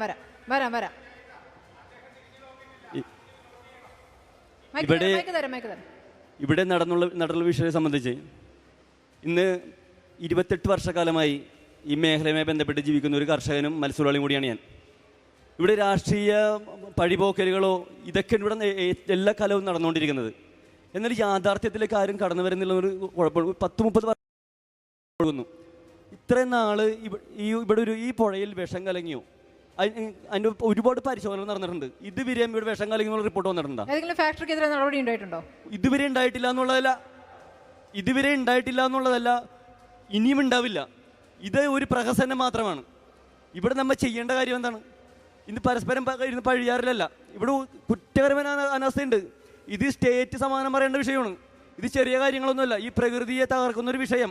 ഈ രാജ്യത്തെ ഏറ്റവും പ്രധാനപ്പെട്ട 44 നദികളിൽ ഏറ്റവും വലിയ നദിയായ പെരിയാറിൽ വിഷം കലങ്ങിയിട്ട് ഇന്ത്യ മഹാരാജ്യത്തിന് നട്ടലിൽ വിഷം കലങ്ങിയിട്ട് ചോദ്യം ചെയ്യാനാളില്ലെങ്കിൽ ഇതിന് ഈ പരിഹാരം കണ്ടില്ല എന്നുണ്ടെങ്കിൽ പിന്നെ നമ്മളൊക്കെ എന്തിനാണ് ഇവിടെ ജീവിക്കണേ? ശരി, സ്റ്റേറ്റിന്റെ ചുമതലയാണ്. ഒരു കാര്യം ഒന്ന് പറയാനുണ്ട്, നമ്മൾ പറഞ്ഞു തീർന്നിട്ടില്ല. ഈ മേഖലയുമായി ബന്ധപ്പെട്ട് ഒരുപാട് ഈ നിമിഷം വരെ ഞാൻ വീട്ടിൽ പോയിട്ടില്ല, മനസ്സിലായ? 20-ാം തീയതി വീട്ടിൽ നിന്ന് ഇറങ്ങിയതാ. ഇടയ്ക്ക് 1-2 പ്രാവശ്യം പോയി മക്കളെ കൊണ്ടുവന്നല്ലാണ്ട് ഫുൾ ടൈം ഇതിന് വേണ്ടി പ്രവർത്തിക്കുന്ന ഒരാളാണ്. അതുകൊണ്ട് ഞങ്ങൾക്ക് പറയാൻ, ഞാൻ പറഞ്ഞ് കേട്ടിട്ട് ബാക്കി മൈക്കെടുത്താൽ മതി, മനസ്സിലായില്ലേ? അപ്പോൾ ഒരു കാര്യം പറയാനുണ്ട്. ഇപ്പോൾ ഈ ഒരു വിഷയവുമായി ബന്ധപ്പെട്ടിട്ട് കൃത്യമായിട്ട് പൊല്യൂഷൻ കൺട്രോൾ ബോർഡിന് ഉത്തരവാദിത്തമുണ്ട്. ആ ബണ്ട് ഇവിടെ തുറക്കണ സമയത്ത് ആ വെള്ളം ഇപ്പുറത്തേക്ക് കലർന്നാൽ എന്തൊക്കെ വിഷയം ഉണ്ടാവും എന്നുള്ള റിപ്പോർട്ട് കൊടുക്കേണ്ടത് പൊല്യൂഷൻ കൺട്രോൾ ബോർഡാണ്. ഇറിഗേഷൻ ഡിപ്പാർട്ട്മെന്റ് ആ അനുവാദം കിട്ടി, സർക്കാരിന് അനുവാദം കിട്ടി വേണം തുറക്കാനായിട്ട്. ഇതൊന്നും നടന്നിട്ടില്ല. ഇതിൽ വ്യവസായ വകുപ്പ് മന്ത്രി അടക്കം, ഇല്ലെങ്കിൽ പിണറായി വിജയൻ അടക്കം, എന്തിന് സാക്ഷാൽ പ്രധാനമന്ത്രി അടക്കം ഉത്തരവാദിത്തം പറയണം. കാരണം ഈ രാജ്യത്തോട് സമാധാനം പറയേണ്ടതാണ്. ഈ രാജ്യത്തിന്റെ പൊതു സ്വത്താണ് ഈ പുഴ. മറ്റൊന്ന് കാര്യം പറയട്ടെ, ഇതൊക്കെയാണ് സംഭവിക്കാൻ കാര്യം എന്താണെന്നറിയാമോ? ഇവിടുത്തെ മത്സ്യസമ്പത്തിനെ പറ്റി ഇവിടുത്തെ ഭരണ സംവിധാനങ്ങൾക്ക് ഒരു ധാരണയില്ലാത്തതിൻ്റെ കുഴപ്പമാണ്. അതൊന്നും ഒരു 2 വാക്യം പറഞ്ഞ് അവസാനിപ്പിക്കാം. ഈ മത്സ്യസമ്പത്ത് എന്താണെന്നറിയോ? ഈ ലോകത്തിൽ ഇതിനേക്കാളും വലിയ നിധി ഉണ്ടാ? നിങ്ങളൊന്ന് പരിശോധിക്കാണ്ട് പറ, ഇതിനേക്കാൾ അപ്പുറത്തൊരു നിധി ഉണ്ടെങ്കിൽ. ഒരു ഞണ്ടൊന്ന് മുട്ടയിട്ട 10 ലക്ഷം കുഞ്ഞാണ്. ഒരു ഞണ്ട് വളർന്നാൽ 5000 രൂപ കിട്ടും. ഒരു ഞണ്ട് മുട്ടയിട്ട 10 ലക്ഷം കുഞ്ഞാണെങ്കിൽ ഇൻറ്റു 5000 കൂട്ടി നോക്ക് നിങ്ങൾ. അതേപോലെ കാളാഞ്ചി 10 ലക്ഷം കുഞ്ഞ് വരും, 10 ലക്ഷം കുഞ്ഞ് വരും. ഒരു കാളാഞ്ചി 25 കിലോളം വളരാനുള്ള ശേഷി അതിനുണ്ട്. ഇതേപോലെ കാളാഞ്ചി, തിരിത, കരിമീൻ 40 ഇനത്തിലധികം മത്സ്യങ്ങളുണ്ട്.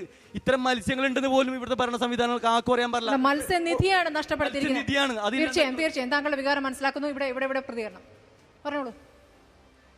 ചുരുക്കി പറഞ്ഞാൽ എല്ലാവർക്കും പറയാം. ഹലോ, ഞാനൊരു മത്സ്യത്തൊഴിലാളി, നേരിട്ട് വെള്ളത്തിൽ മുങ്ങി പണിയെടുക്കുന്ന ഒരു വ്യക്തിയാണ്. ആ തലേ ദിവസം വരെ, വെള്ളിയാഴ്ച വരെ ഞാൻ അവിടെ പണിയെടുത്തിട്ടുണ്ടായിരുന്നു. പക്ഷേ ഈ പെരിയാറിൽ ഒരു 1.5 അടി താഴ്ച വരുമ്പോഴേക്കും തിളപ്പിച്ച വെള്ളം പോലെയാണ്. തിളപ്പിച്ച വെള്ളം പോലെ ആയിരിക്കുള്ളൂ. ഒരു ജലം വരാൻ താമസിച്ച്, ഒരു ജലം കയറി വരാൻ തവണ താമസിച്ച് ചെറിയ രീതിയിൽ ഒരു വെള്ളം അവിടെ കയറിയിട്ടുണ്ടായുള്ളൂ. പക്ഷേ ഈ അടിത്തട്ടെന്ന് വെച്ചാൽ ഭയങ്കര തിളപ്പിച്ച വെള്ളം പോലെയായിരുന്നു. അങ്ങനെ മുങ്ങുമ്പോൾ നേരിട്ട് അനുഭവമുള്ള ആളാണ് ഞാൻ.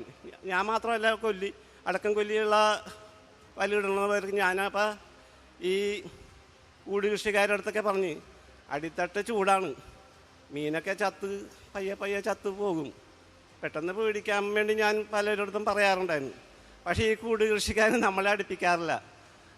അവിടെ എത്തിപ്പെടുമ്പോൾ കൂട് കൃഷിയിൽ മീൻ പേടിച്ച് ചാകുമെന്നുള്ള രീതിയിൽ നമ്മളെ അടുപ്പിക്കാറില്ല. ഞാനതൊന്നല്ല വിഷയം. ഞാനിപ്പോൾ പറയാൻ പോണത്, ഇതിപ്പോൾ മത്സ്യക്കൂട്ടക്കുരുതിയാണ്. അതേ സമയത്ത് FACT ഒരു കുഴൽ വായുവിലാണ് പടരണമെങ്കിൽ ഇവിടെ നമ്മളെ ആരും കാണില്ല. അതാണ് ഇവിടുത്തെ മെയിൻ വിഷയം. നമ്മളാരും കാണില്ല, ആരുടെ സമയം എടുക്കും? അതാണ് ഇവിടുത്തെ വിഷയം.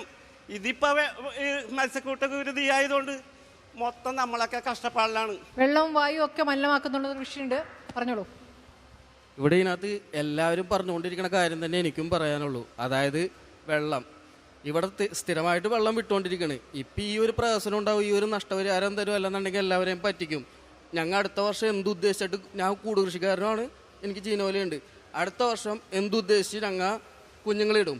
ഇനി അടുത്ത വർഷം ഇതുപോലൊരു ദുരന്തം വരൂല എന്ന് ഉറപ്പ് തരാൻ ഈ ഇടതും വലതുമല്ല പറയണത്, എല്ലാവരും മാറി ഭരിക്കുകയുള്ള എല്ലാവരും ഉണ്ട്. എല്ലാവർക്കും ഉറപ്പ് തരാൻ പറ്റുമോ? അതിനുവേണ്ടി ചുമതലപ്പെടുത്തിയാണ് പൊല്യൂഷൻ കൺട്രോൾ വെച്ചത്. അവരും അതിന്റെ ഉത്തരവാദിത്തം ഏറ്റെടുക്കുന്നില്ല. ശരി, പുരുഷനേലൂർ ഇപ്പോൾ ആരും ഉത്തരവാദിത്തം ഏറ്റെടുക്കുന്നില്ല. എന്ത് നടപടി കൂടിപ്പോയാൽ ഉണ്ടാകുമെന്നാണ് കരുതുന്നത്? ഫാക്ടറി അടയ്ക്കാൻ പറയുമെന്ന് തോന്നില്ല. മലിനീകരണ നിയന്ത്രണ ബോർഡിലെ ഉദ്യോഗസ്ഥർക്കെതിരെ നടപടി ഇതും സംഭവിച്ചിട്ടില്ല ഇതുവരെ. അപ്പോൾ എന്ത് നടപടിയാണ് നമുക്ക് പ്രതീക്ഷിക്കുക? ഒരു പഠനത്തിന് ഒരു സമിതിയെ നിയോഗിക്കുമായിരിക്കും. എത്ര സമിതികളായി ഇതിനകം? ഞങ്ങൾക്കറിയാമല്ലോ എണ്ണ അടക്കം. നാളിതുവരെ ഡസൻ കണക്കിന് സമിതി ഉണ്ടായിട്ടുണ്ട്. ഇപ്പോഴും പുതിയൊരു സമിതി ഉണ്ടായിട്ടുണ്ട്. ആ സമിതി എന്തെങ്കിലും പ്രത്യേകിച്ച് അത്ഭുതങ്ങൾ സൃഷ്ടിക്കുമെന്നും ഞാൻ കരുതുന്നില്ല. മറിച്ച് ഞാൻ പ്രതീക്ഷിക്കുന്നത്, ജുഡീഷ്യറിയിൽ എനിക്ക് പൂർണ്ണ വിശ്വാസമുള്ളത് കൊണ്ടാണ് ഇപ്പോഴും ഞങ്ങൾ കേസ് നടത്തുന്നത്. ഞാൻ വിചാരിക്കുന്നത് 2022 മെയ് 27-ാം തീയതിയാണ് ഹരിത ട്രിബ്യൂണലിൻ്റെ ചെന്നൈ ബെഞ്ച്, പ്രിൻസിപ്പൽ ബെഞ്ച് ഒരു ഉത്തരവ് പ്രകടിപ്പിച്ചത്. പെരിയാറിൻ്റെ ഇരുകരകളിലുമുള്ള കമ്പനികൾ 2023 മെയ് 27 മുമ്പായിട്ട് സീറോ ഡിസ്ചാർജ് കൈവരിക്കണം. അതായത് ശൂന്യ നിർഗമനം, വെള്ളം പുറത്തേക്ക് വിടാതെ പുറത്തേക്ക് വിടാൻ ഉപയോഗിക്കുന്ന വെള്ളം സംസ്കരിച്ചതിന് ശേഷം അവർ തന്നെ പുനരുപയോഗിക്കണം. അങ്ങനെ പുനരുപയോഗിച്ച് കഴിഞ്ഞാൽ സംസ്കരിച്ച വെള്ളം പോലും പുഴയിലേക്ക് ഒഴുക്കരുതെന്നാണ് പറഞ്ഞിരിക്കുക. അങ്ങനെ സീറോ ഡിസ്ചാർജ് കൈവരിക്കണമെന്ന് പറഞ്ഞിട്ട് ഇപ്പോൾ 2 വർഷമാകുന്നു. എന്താണ് ഇവിടുത്തെ ഭരണകൂടം അല്ലെങ്കിൽ ബന്ധപ്പെട്ട വകുപ്പ് അത് നടത്താനായിട്ട്, അല്ലെങ്കിൽ ഇവരെ കൊണ്ട് ചെയ്യിക്കാനായിട്ട് എഫേർട്ട് എടുക്കാത്തത്? എന്ത് ചെയ്തു എന്നുള്ള രണ്ടാമത്തത് ഈ നിയമസഭാ പരിസ്ഥിതി കമ്മിറ്റി അതുപോലെ തന്നെ ഗ്രീൻ ട്രിബ്യൂണലും പറഞ്ഞൊരു കാര്യമുണ്ട്, നടപ്പാക്കണമെന്ന് പറഞ്ഞ്, അതായത് 2023 മാർച്ച് 30 നടപ്പാക്കണമെന്ന് പറഞ്ഞൊരു കാര്യം, ആ എടയാറിൻ്റെ തീരത്തു കൂടി ഒരു നിരീക്ഷണ പാതയും ഡൈക്ക് വാളുമാണ്. അപ്പോൾ നിരീക്ഷണ പാത ഉണ്ടായാൽ നാട്ടുകാരോ മത്സ്യത്തൊഴിലാളികളോ എല്ലാവർക്കും അതിൽ നടക്കാൻ പറ്റും. അങ്ങനെ കാൽനട ഉണ്ടായിക്കഴിഞ്ഞാൽ അല്ലെങ്കിൽ സൈക്കിളൊക്കെ ഓടിക്കാൻ പോയി കഴിഞ്ഞാൽ ഈ പറഞ്ഞ ഇല്ലീഗൽ ആക്ടിവിറ്റി, ഇപ്പോൾ കമ്പനിക്കാരൊന്നും അടിയിൽ കൂടിയൊന്നും കുഴലിടുന്നില്ല. ഒരു ജെറ്റ് പമ്പ് ഉപയോഗിച്ചിട്ട് അവരെ സമ്പിൽ കൊണ്ടുവന്ന് വെച്ചിട്ട് നേരെ കൊണ്ടുവന്ന് അടിച്ച് പുഴയിലേക്ക് ഇടുക, അതെല്ലാം ചുരുട്ടി രാത്രി ആകുമ്പോഴേക്ക് 2 മണിയാകുമ്പോൾ ചുരുട്ടി കൊണ്ടുപോയി വെക്കുക, ആ പമ്പും മാറ്റി വെക്കുക. അവിടെ നമ്മൾ ഇൻസ്പെക്ഷനൊക്കെ ചെല്ലുമ്പോൾ ഒന്നും ഉണ്ടാവില്ല, എല്ലാം ക്ലിയറാണ്. ഈ കഴിഞ്ഞ ദിവസം സംഭവിച്ചത് അങ്ങനെ തന്നെ. പക്ഷേ ഇത് കാണിച്ചു കൊടുക്കുക. ഞാൻ ഇതിനകത്തൊരു 20 വീഡിയോ കാണിച്ചു തരാം എല്ലാ കമ്പനികളുടെയും. നമ്മൾ നേരിട്ട് ഇതെല്ലാം തന്നെ പൊല്യൂഷൻ കൺട്രോൾ ബോർഡിന് കൈമാറിയിട്ടുള്ളതാണ്. ഇത് നടപടിയെടുക്കാം, പക്ഷെ നടപടി എടുക്കുന്നില്ല എന്നുള്ളതാണ് പ്രശ്നം. അപ്പോൾ നമ്മൾക്ക് ഈ ഇവിടുത്തെ മത്സ്യത്തൊഴിലാളികളും നാട്ടുകാരും ചെയ്യേണ്ട ഒരു കാര്യം എന്ന് പറഞ്ഞാൽ, നമ്മൾ പറഞ്ഞുകൊണ്ടിരിക്കുന്നതിനേക്കാൾ കൂടുതലായിട്ട് കോടതി ഇനി പറയാനുള്ള തന്നെ മാക്സിമം പറഞ്ഞു, അന്തിമ വിധിയാണ് ഞാൻ ഈ പറഞ്ഞത്. ഇനി അപ്പുറത്തേക്ക് കോടതിക്കൊന്നും പറയാനില്ല. കോടതിക്ക് വേണമെങ്കിൽ കോടതി അലക്ഷ്യ നടപടി എന്ന് പറഞ്ഞ സാധനത്തിൽ ഇനിയും നമ്മൾ കേസ് കൊടുക്കണം. അപ്പോൾ അതിനേക്കാൾ നല്ലത് ഈ കമ്പനികളുടെ ഭാഗത്തേക്ക് മത്സ്യത്തൊഴിലാളികൾ പോകണം. കമ്പനികളുടെ മുന്നിലേക്കാണോ പ്രതിഷേധം വേണ്ടത്? പറയൂ. മൈക്കില് സാറ് പറഞ്ഞത് ഗവൺമെന്റ് പക്ഷേ വിഷയമില്ല, സർക്കാരിന്റെ ഭാഗത്ത് വിഷയമില്ല എന്നാണ് സാറ് പറഞ്ഞു വന്നത്. അങ്ങനെ പറഞ്ഞിട്ടില്ല. സർക്കാർ ഒന്നും ചെയ്യുന്നില്ല, അത് ഒരുപാട് ഒന്നും ചെയ്യുന്നില്ല എന്നാ സാറ് പറഞ്ഞത്. കമ്പനികളുടെ ഭാഗത്ത് വിഷയം അല്ലേ? താങ്കളുടെ അഭിപ്രായം പറയൂ, അദ്ദേഹത്തെ ചോദ്യം ചെയ്യണ്ട. ചോദ്യം ചെയ്യുന്നില്ല, കാര്യം ചോദിക്കണ്ടേ? ഉത്തരം പറഞ്ഞില്ലേ? അപ്പൊ എനിക്ക് പറയണ്ടേ, ചോദിക്കണ്ടേ? ഇപ്പോ നമ്മുടെ നാട്ടിലൊന്നൊരു കൂട്ടക്കുരുതി ഇപ്പൊ എന്നെയും ബാധിക്കും. ഞാനൊരു മത്സ്യത്തൊഴിലാണ്, പക്ഷേ മത്സ്യബന്ധനത്തിന് പോകണില്ല. കൃത്യമായിട്ട് ഞാൻ പറയാം, കാരണം മത്സ്യം കിട്ടാനില്ല. അതുകൊണ്ട് ഞാൻ എൻ്റെ സ്വന്തം തൊഴിൽ നോക്കി അത്യാവശ്യം എനിക്കറിയാവുന്ന പണി നോക്കി ഞാൻ പോകുന്നു, ഇത്രേ ഉള്ളൂ. എന്നാൽ ഞാനൊരു കാര്യം ചോദിക്കട്ടെ, നമുക്ക് എല്ലാവർക്കും അറിയാം. ഇപ്പൊ സാറ് പറഞ്ഞു കമ്പനിയുടെ ഭാഗത്ത് പോയിട്ട് നമുക്ക് സമരം ചെയ്യണമെന്ന് പറഞ്ഞു, ശരിയല്ലേ? സാറല്ലേ ഉദ്ദേശിച്ചേ? സമരം ചെയ്യുക എന്നുള്ളതല്ല, നിങ്ങളുടെ സാന്നിധ്യം, മത്സ്യത്തൊഴിലാളികളുടെ സാന്നിധ്യം കമ്പനികളുടെ അരികത്തുണ്ടായാൽ, ഇപ്പൊ മത്സ്യക്കൂട് കൃഷിക്കാർ ഇവിടെ ഉണ്ടായിരുന്നു, അവരുടെ പ്രശ്നം കൂടുതൽ രൂക്ഷമായതുകൊണ്ടാണ് മാധ്യമങ്ങളടക്കം ജനപ്രതിനിധികളടക്കം ഇത്തരം ശ്രദ്ധയോടുകൂടി എടുത്തത്. കഴിഞ്ഞ 30 കൊല്ലക്കാലം ഞങ്ങൾ നടത്തുന്ന എല്ലാവരും ചേർന്ന് ഞങ്ങൾ ഉൾപ്പെടെ നടത്തുന്ന പ്രതിനിധികൾ, അതെ, ആ സമരത്തിലെ ഈ പറയുന്ന എല്ലാ ദിവസവും, ഈ വർഷം ഞാൻ പറഞ്ഞില്ലേ 9 മത്സ്യക്കുരുതി നടന്നു. ഈ 9 മത്സ്യക്കുരുതിയും നമ്മൾ കൃത്യമായിട്ട് റിപ്പോർട്ട് ചെയ്യും, പൊല്യൂഷൻ കൺട്രോൾ ബോർഡിൽ പോയി ഒച്ചപ്പാടുണ്ടാക്കുകയൊക്കെ ചെയ്താണ്. ഒരു ലോക്കൽ ന്യൂസാണ് വന്നത്. ആ ലോക്കൽ ന്യൂസിനപ്പുറത്തേക്ക് ഇതിന് ഡെപ്ത് കൂടിയപ്പോഴാണ് ഇത് ഈ കേരളം മുഴുവൻ അറിഞ്ഞത്. അത് പ്രധാനപ്പെട്ട കാര്യമാണ്. ആളുകൾ ഏറ്റെടുത്തത് പ്രതിഷേധം അല്ലേ? ഇല്ലെന്ന് പറയുന്നല്ലോ, സമ്മതിച്ചു. പക്ഷെ ഇതൊക്കെ നമ്മൾക്കില്ലേ, ഇനി പിന്നെ ഈ കാര്യം കഴിഞ്ഞു, നമുക്ക് നാളെ എന്ത് ചെയ്യാൻ പറ്റുമെന്നല്ല, ഇനി ഇത് നടക്കാണ്ടിരിക്കണം അല്ലേ? ഇതല്ല എല്ലാവരും ആവശ്യം. അതെ, നടക്കാതിരിക്കേണ്ട കാര്യം ഇത് നടക്കാണ്ടിരിക്കണം.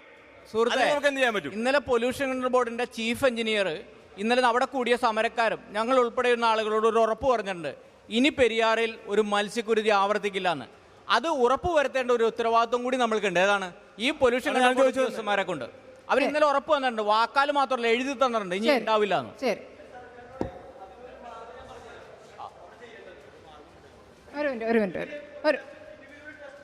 ഒരു മിനിറ്റ് ഒന്ന് അദ്ദേഹം പറഞ്ഞോളൂ, വേഗം പറഞ്ഞോളൂ. ആദ്യമായി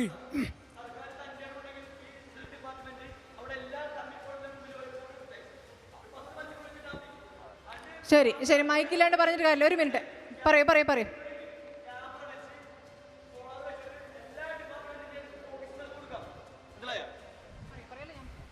ഇവിടെ നമ്മൾ ചെയ്യേണ്ടത്, സർക്കാരിന് തൻ്റെ ഇടമുണ്ടെങ്കിൽ ഫിഷറി ഡിപ്പാർട്ട്മെന്റിന് ഒരു ടെസ്റ്റ് നമുക്ക് വേണ്ട, എല്ലാ ഫാക്ടറിയും ഉള്ള പ്രദേശത്തിനകത്ത് കൊണ്ടുപോയി ഒരു വലിയ കൂടുണ്ടാക്കിയിട്ട് അതൊരു 10 മീനെ വെച്ചിട്ട് എന്നിട്ട് ഒരു ക്യാമറ വെക്കി, എന്നിട്ട് സോളാറടക്കം വെച്ചിട്ട് DD ഓഫീസിലടക്കം, എന്തിന് പിണറായി വിജയന്റെ മുഖ്യമന്ത്രി വീടിന്റെ ഓഫീസിലടക്കം വേണമെങ്കിൽ വെക്കാൻ പറ്റും. സുഹൃത്തെ, ഇവിടെ മത്സ്യങ്ങൾ ചാവുന്നത് വിഷം ചെന്നുകൊണ്ടാണെന്ന് അറിയാത്ത ആരുമില്ല ഇവിടെ.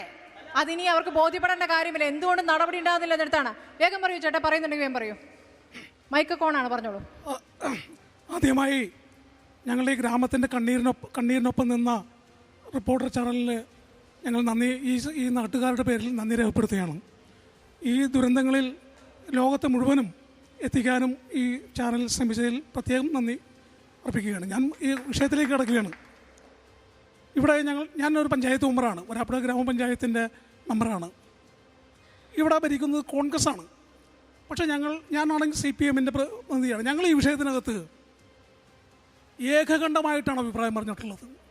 ഈ നാടിൻ്റെ ദുരന്തം, ആ ദുരന്തത്തിൽ ഞങ്ങളെല്ലാവരും ദുഃഖിതരാണ്. ഞങ്ങൾ വളരെ കൃത്യമായി പ്രതിഷേധിക്കുകയും വളരെ അടിയന്തരമായി ഞങ്ങൾ കമ്മിറ്റി വിളിച്ച് ഒരു പ്രമേയം പാസ്സാക്കുകയും, അതായത് ഇത് ഈ കുറ്റകരമായി ഈ മത്സ്യക്കുരുതി കുറ്റകരമാണ് എന്ന് പറഞ്ഞുകൊണ്ട് അതിനോട് ആ പ്രവൃത്തി ചെയ്ത ആളുകൾക്കെതിരായി പ്രോസിക്യൂഷൻ നടപടി സ്വീകരിക്കണമെന്ന് ഞങ്ങൾ ഏകകണ്ഠമായി പറഞ്ഞതാണ്. ഞങ്ങൾ ഈ നാടിനൊപ്പമാണ്. പാർട്ടി വ്യത്യാസമില്ലാതെ ഈ ദുരന്തത്തിൽ ഞങ്ങൾ അതിയായ ദുഃഖവും രേഖപ്പെടുത്തുന്നു. ശരി, നമ്മുടെ സ്ത്രീ ശബ്ദം ഒന്നും ഉയർന്നു കേട്ടില്ല. പറയാനുണ്ടാവുമല്ലോ, പറയൂ. ആ, ഈ പെരിയാറിലെ ഇത് 30 വർഷത്തോളമായി നമുക്ക് നടന്നുകൊണ്ടിരിക്കുന്ന ഒരു കാര്യമാണ്. ഇപ്പം നമ്മൾ തമ്മിൽ തല്ലി പിടിക്കാതെ ഈ കർഷകരെ രക്ഷിക്കാൻ വേണ്ടി നമുക്ക് എന്ത് ചെയ്യാൻ പറ്റും? ഞാൻ വരാപ്പുഴ പഞ്ചായത്തിലെ മെമ്പറാണ്. ഇപ്പോൾ ഞങ്ങളുടെ മെമ്പർ തന്നെയാണ് പറഞ്ഞത്, ഞങ്ങൾ ഐക്യകണ്ഠേന ഞങ്ങളെടുത്ത തീരുമാനമാണ് ഈ കുറ്റകൃത്യം ചെയ്ത ഉദ്യോഗസ്ഥർക്കെതിരെ പ്രോസിക്യൂഷൻ നടപടികൾ ക്രിമിനൽ കുറ്റം ആയി തന്നെ മുന്നോട്ട് പോകണം. അതിന് ഇവിടെയുള്ള കർഷകരോടൊപ്പം ഞങ്ങൾ ഈ ഭരണസമിതി ഒന്നിച്ച് തന്നെ ഉണ്ടാവും. ഇനി ആ ഷട്ടർ തുറക്കുമ്പോൾ അല്ലെങ്കിൽ മലിനജലം പുഴയിലേക്ക് ഒഴുക്കുമ്പോൾ അവൻ്റെ കൈ വിറയ്ക്കണം. തീർച്ചയായും ശരിക്കും പറഞ്ഞാൽ ഈ പറഞ്ഞിരിക്കുന്നത് മത്സ്യക്കുരുതിയല്ല, മനുഷ്യക്കുരുതിയാണ്. എന്ന് വെച്ചാൽ ഒരു 1700-ലധികം മത്സ്യ കർഷകരുള്ളതാണ് നമ്മളുടെ വരാപ്പുഴ പഞ്ചായത്തിനകത്ത്. ഇതിൽ മത്സ്യത്തൊഴിലാളികളുള്ളതാണ്. ഇവരുടെ വീട്ടിൽ ശരിക്കും അന്നൊപ്പമാണ് മുട്ടിയിരിക്കുന്നത്. അവർക്ക് നാളെ കഴിക്കാൻ, നാളത്തേക്ക് എന്ത്, ഞങ്ങളുടെ മക്കളുടെ വിദ്യാഭ്യാസം, ഭക്ഷണം എല്ലാം അതിൽ നിന്നുപോയിരിക്കുകയാണ്. അങ്ങനെയല്ല, ഇനി മേലാൽ ഇതുപോലെയുള്ള കാര്യങ്ങൾ ചെയ്യുമ്പോൾ ആ ചെയ്യുന്നവൻ്റെ കൈ വിറച്ച് തന്നെ മുന്നോട്ട് പോകണം. അത് ഇപ്പോഴുണ്ടായിരിക്കുന്ന ഈ ഇതിൽ അവർക്കെതിരെ പ്രോസിക്യൂഷൻ നടപടികൾ സ്വീകരിച്ച് തന്നെ മുന്നോട്ട് പോകണം. ശരി, എന്ത് നടപടി എടുക്കും എന്നുള്ളത് തന്നെയാണ് എല്ലാവരും ചോദിച്ചുകൊണ്ടിരിക്കുന്നത്. പല നിർദ്ദേശങ്ങളും ഉയർന്നു വരുന്നുണ്ട്. നമുക്ക് തിരിച്ചെത്താം ഇടവേളയ്ക്ക് ശേഷം. എൻ്റെ ചോര തിളയ്ക്കുന്നു പരിപാടി വരാപ്പുഴയിൽ നിന്ന് തത്സമയം തുടരുകയാണ്. ഇനി നമുക്ക് 8 മിനിറ്റേ ഉള്ളൂ. 8 മിനിറ്റിനകം എല്ലാവർക്കും പറയാനുള്ളത് വളരെ ചുരുക്കി പറഞ്ഞാൽ കൂടുതൽ ആളുകളിലേക്ക് എത്താനാകും. പറഞ്ഞോളൂ.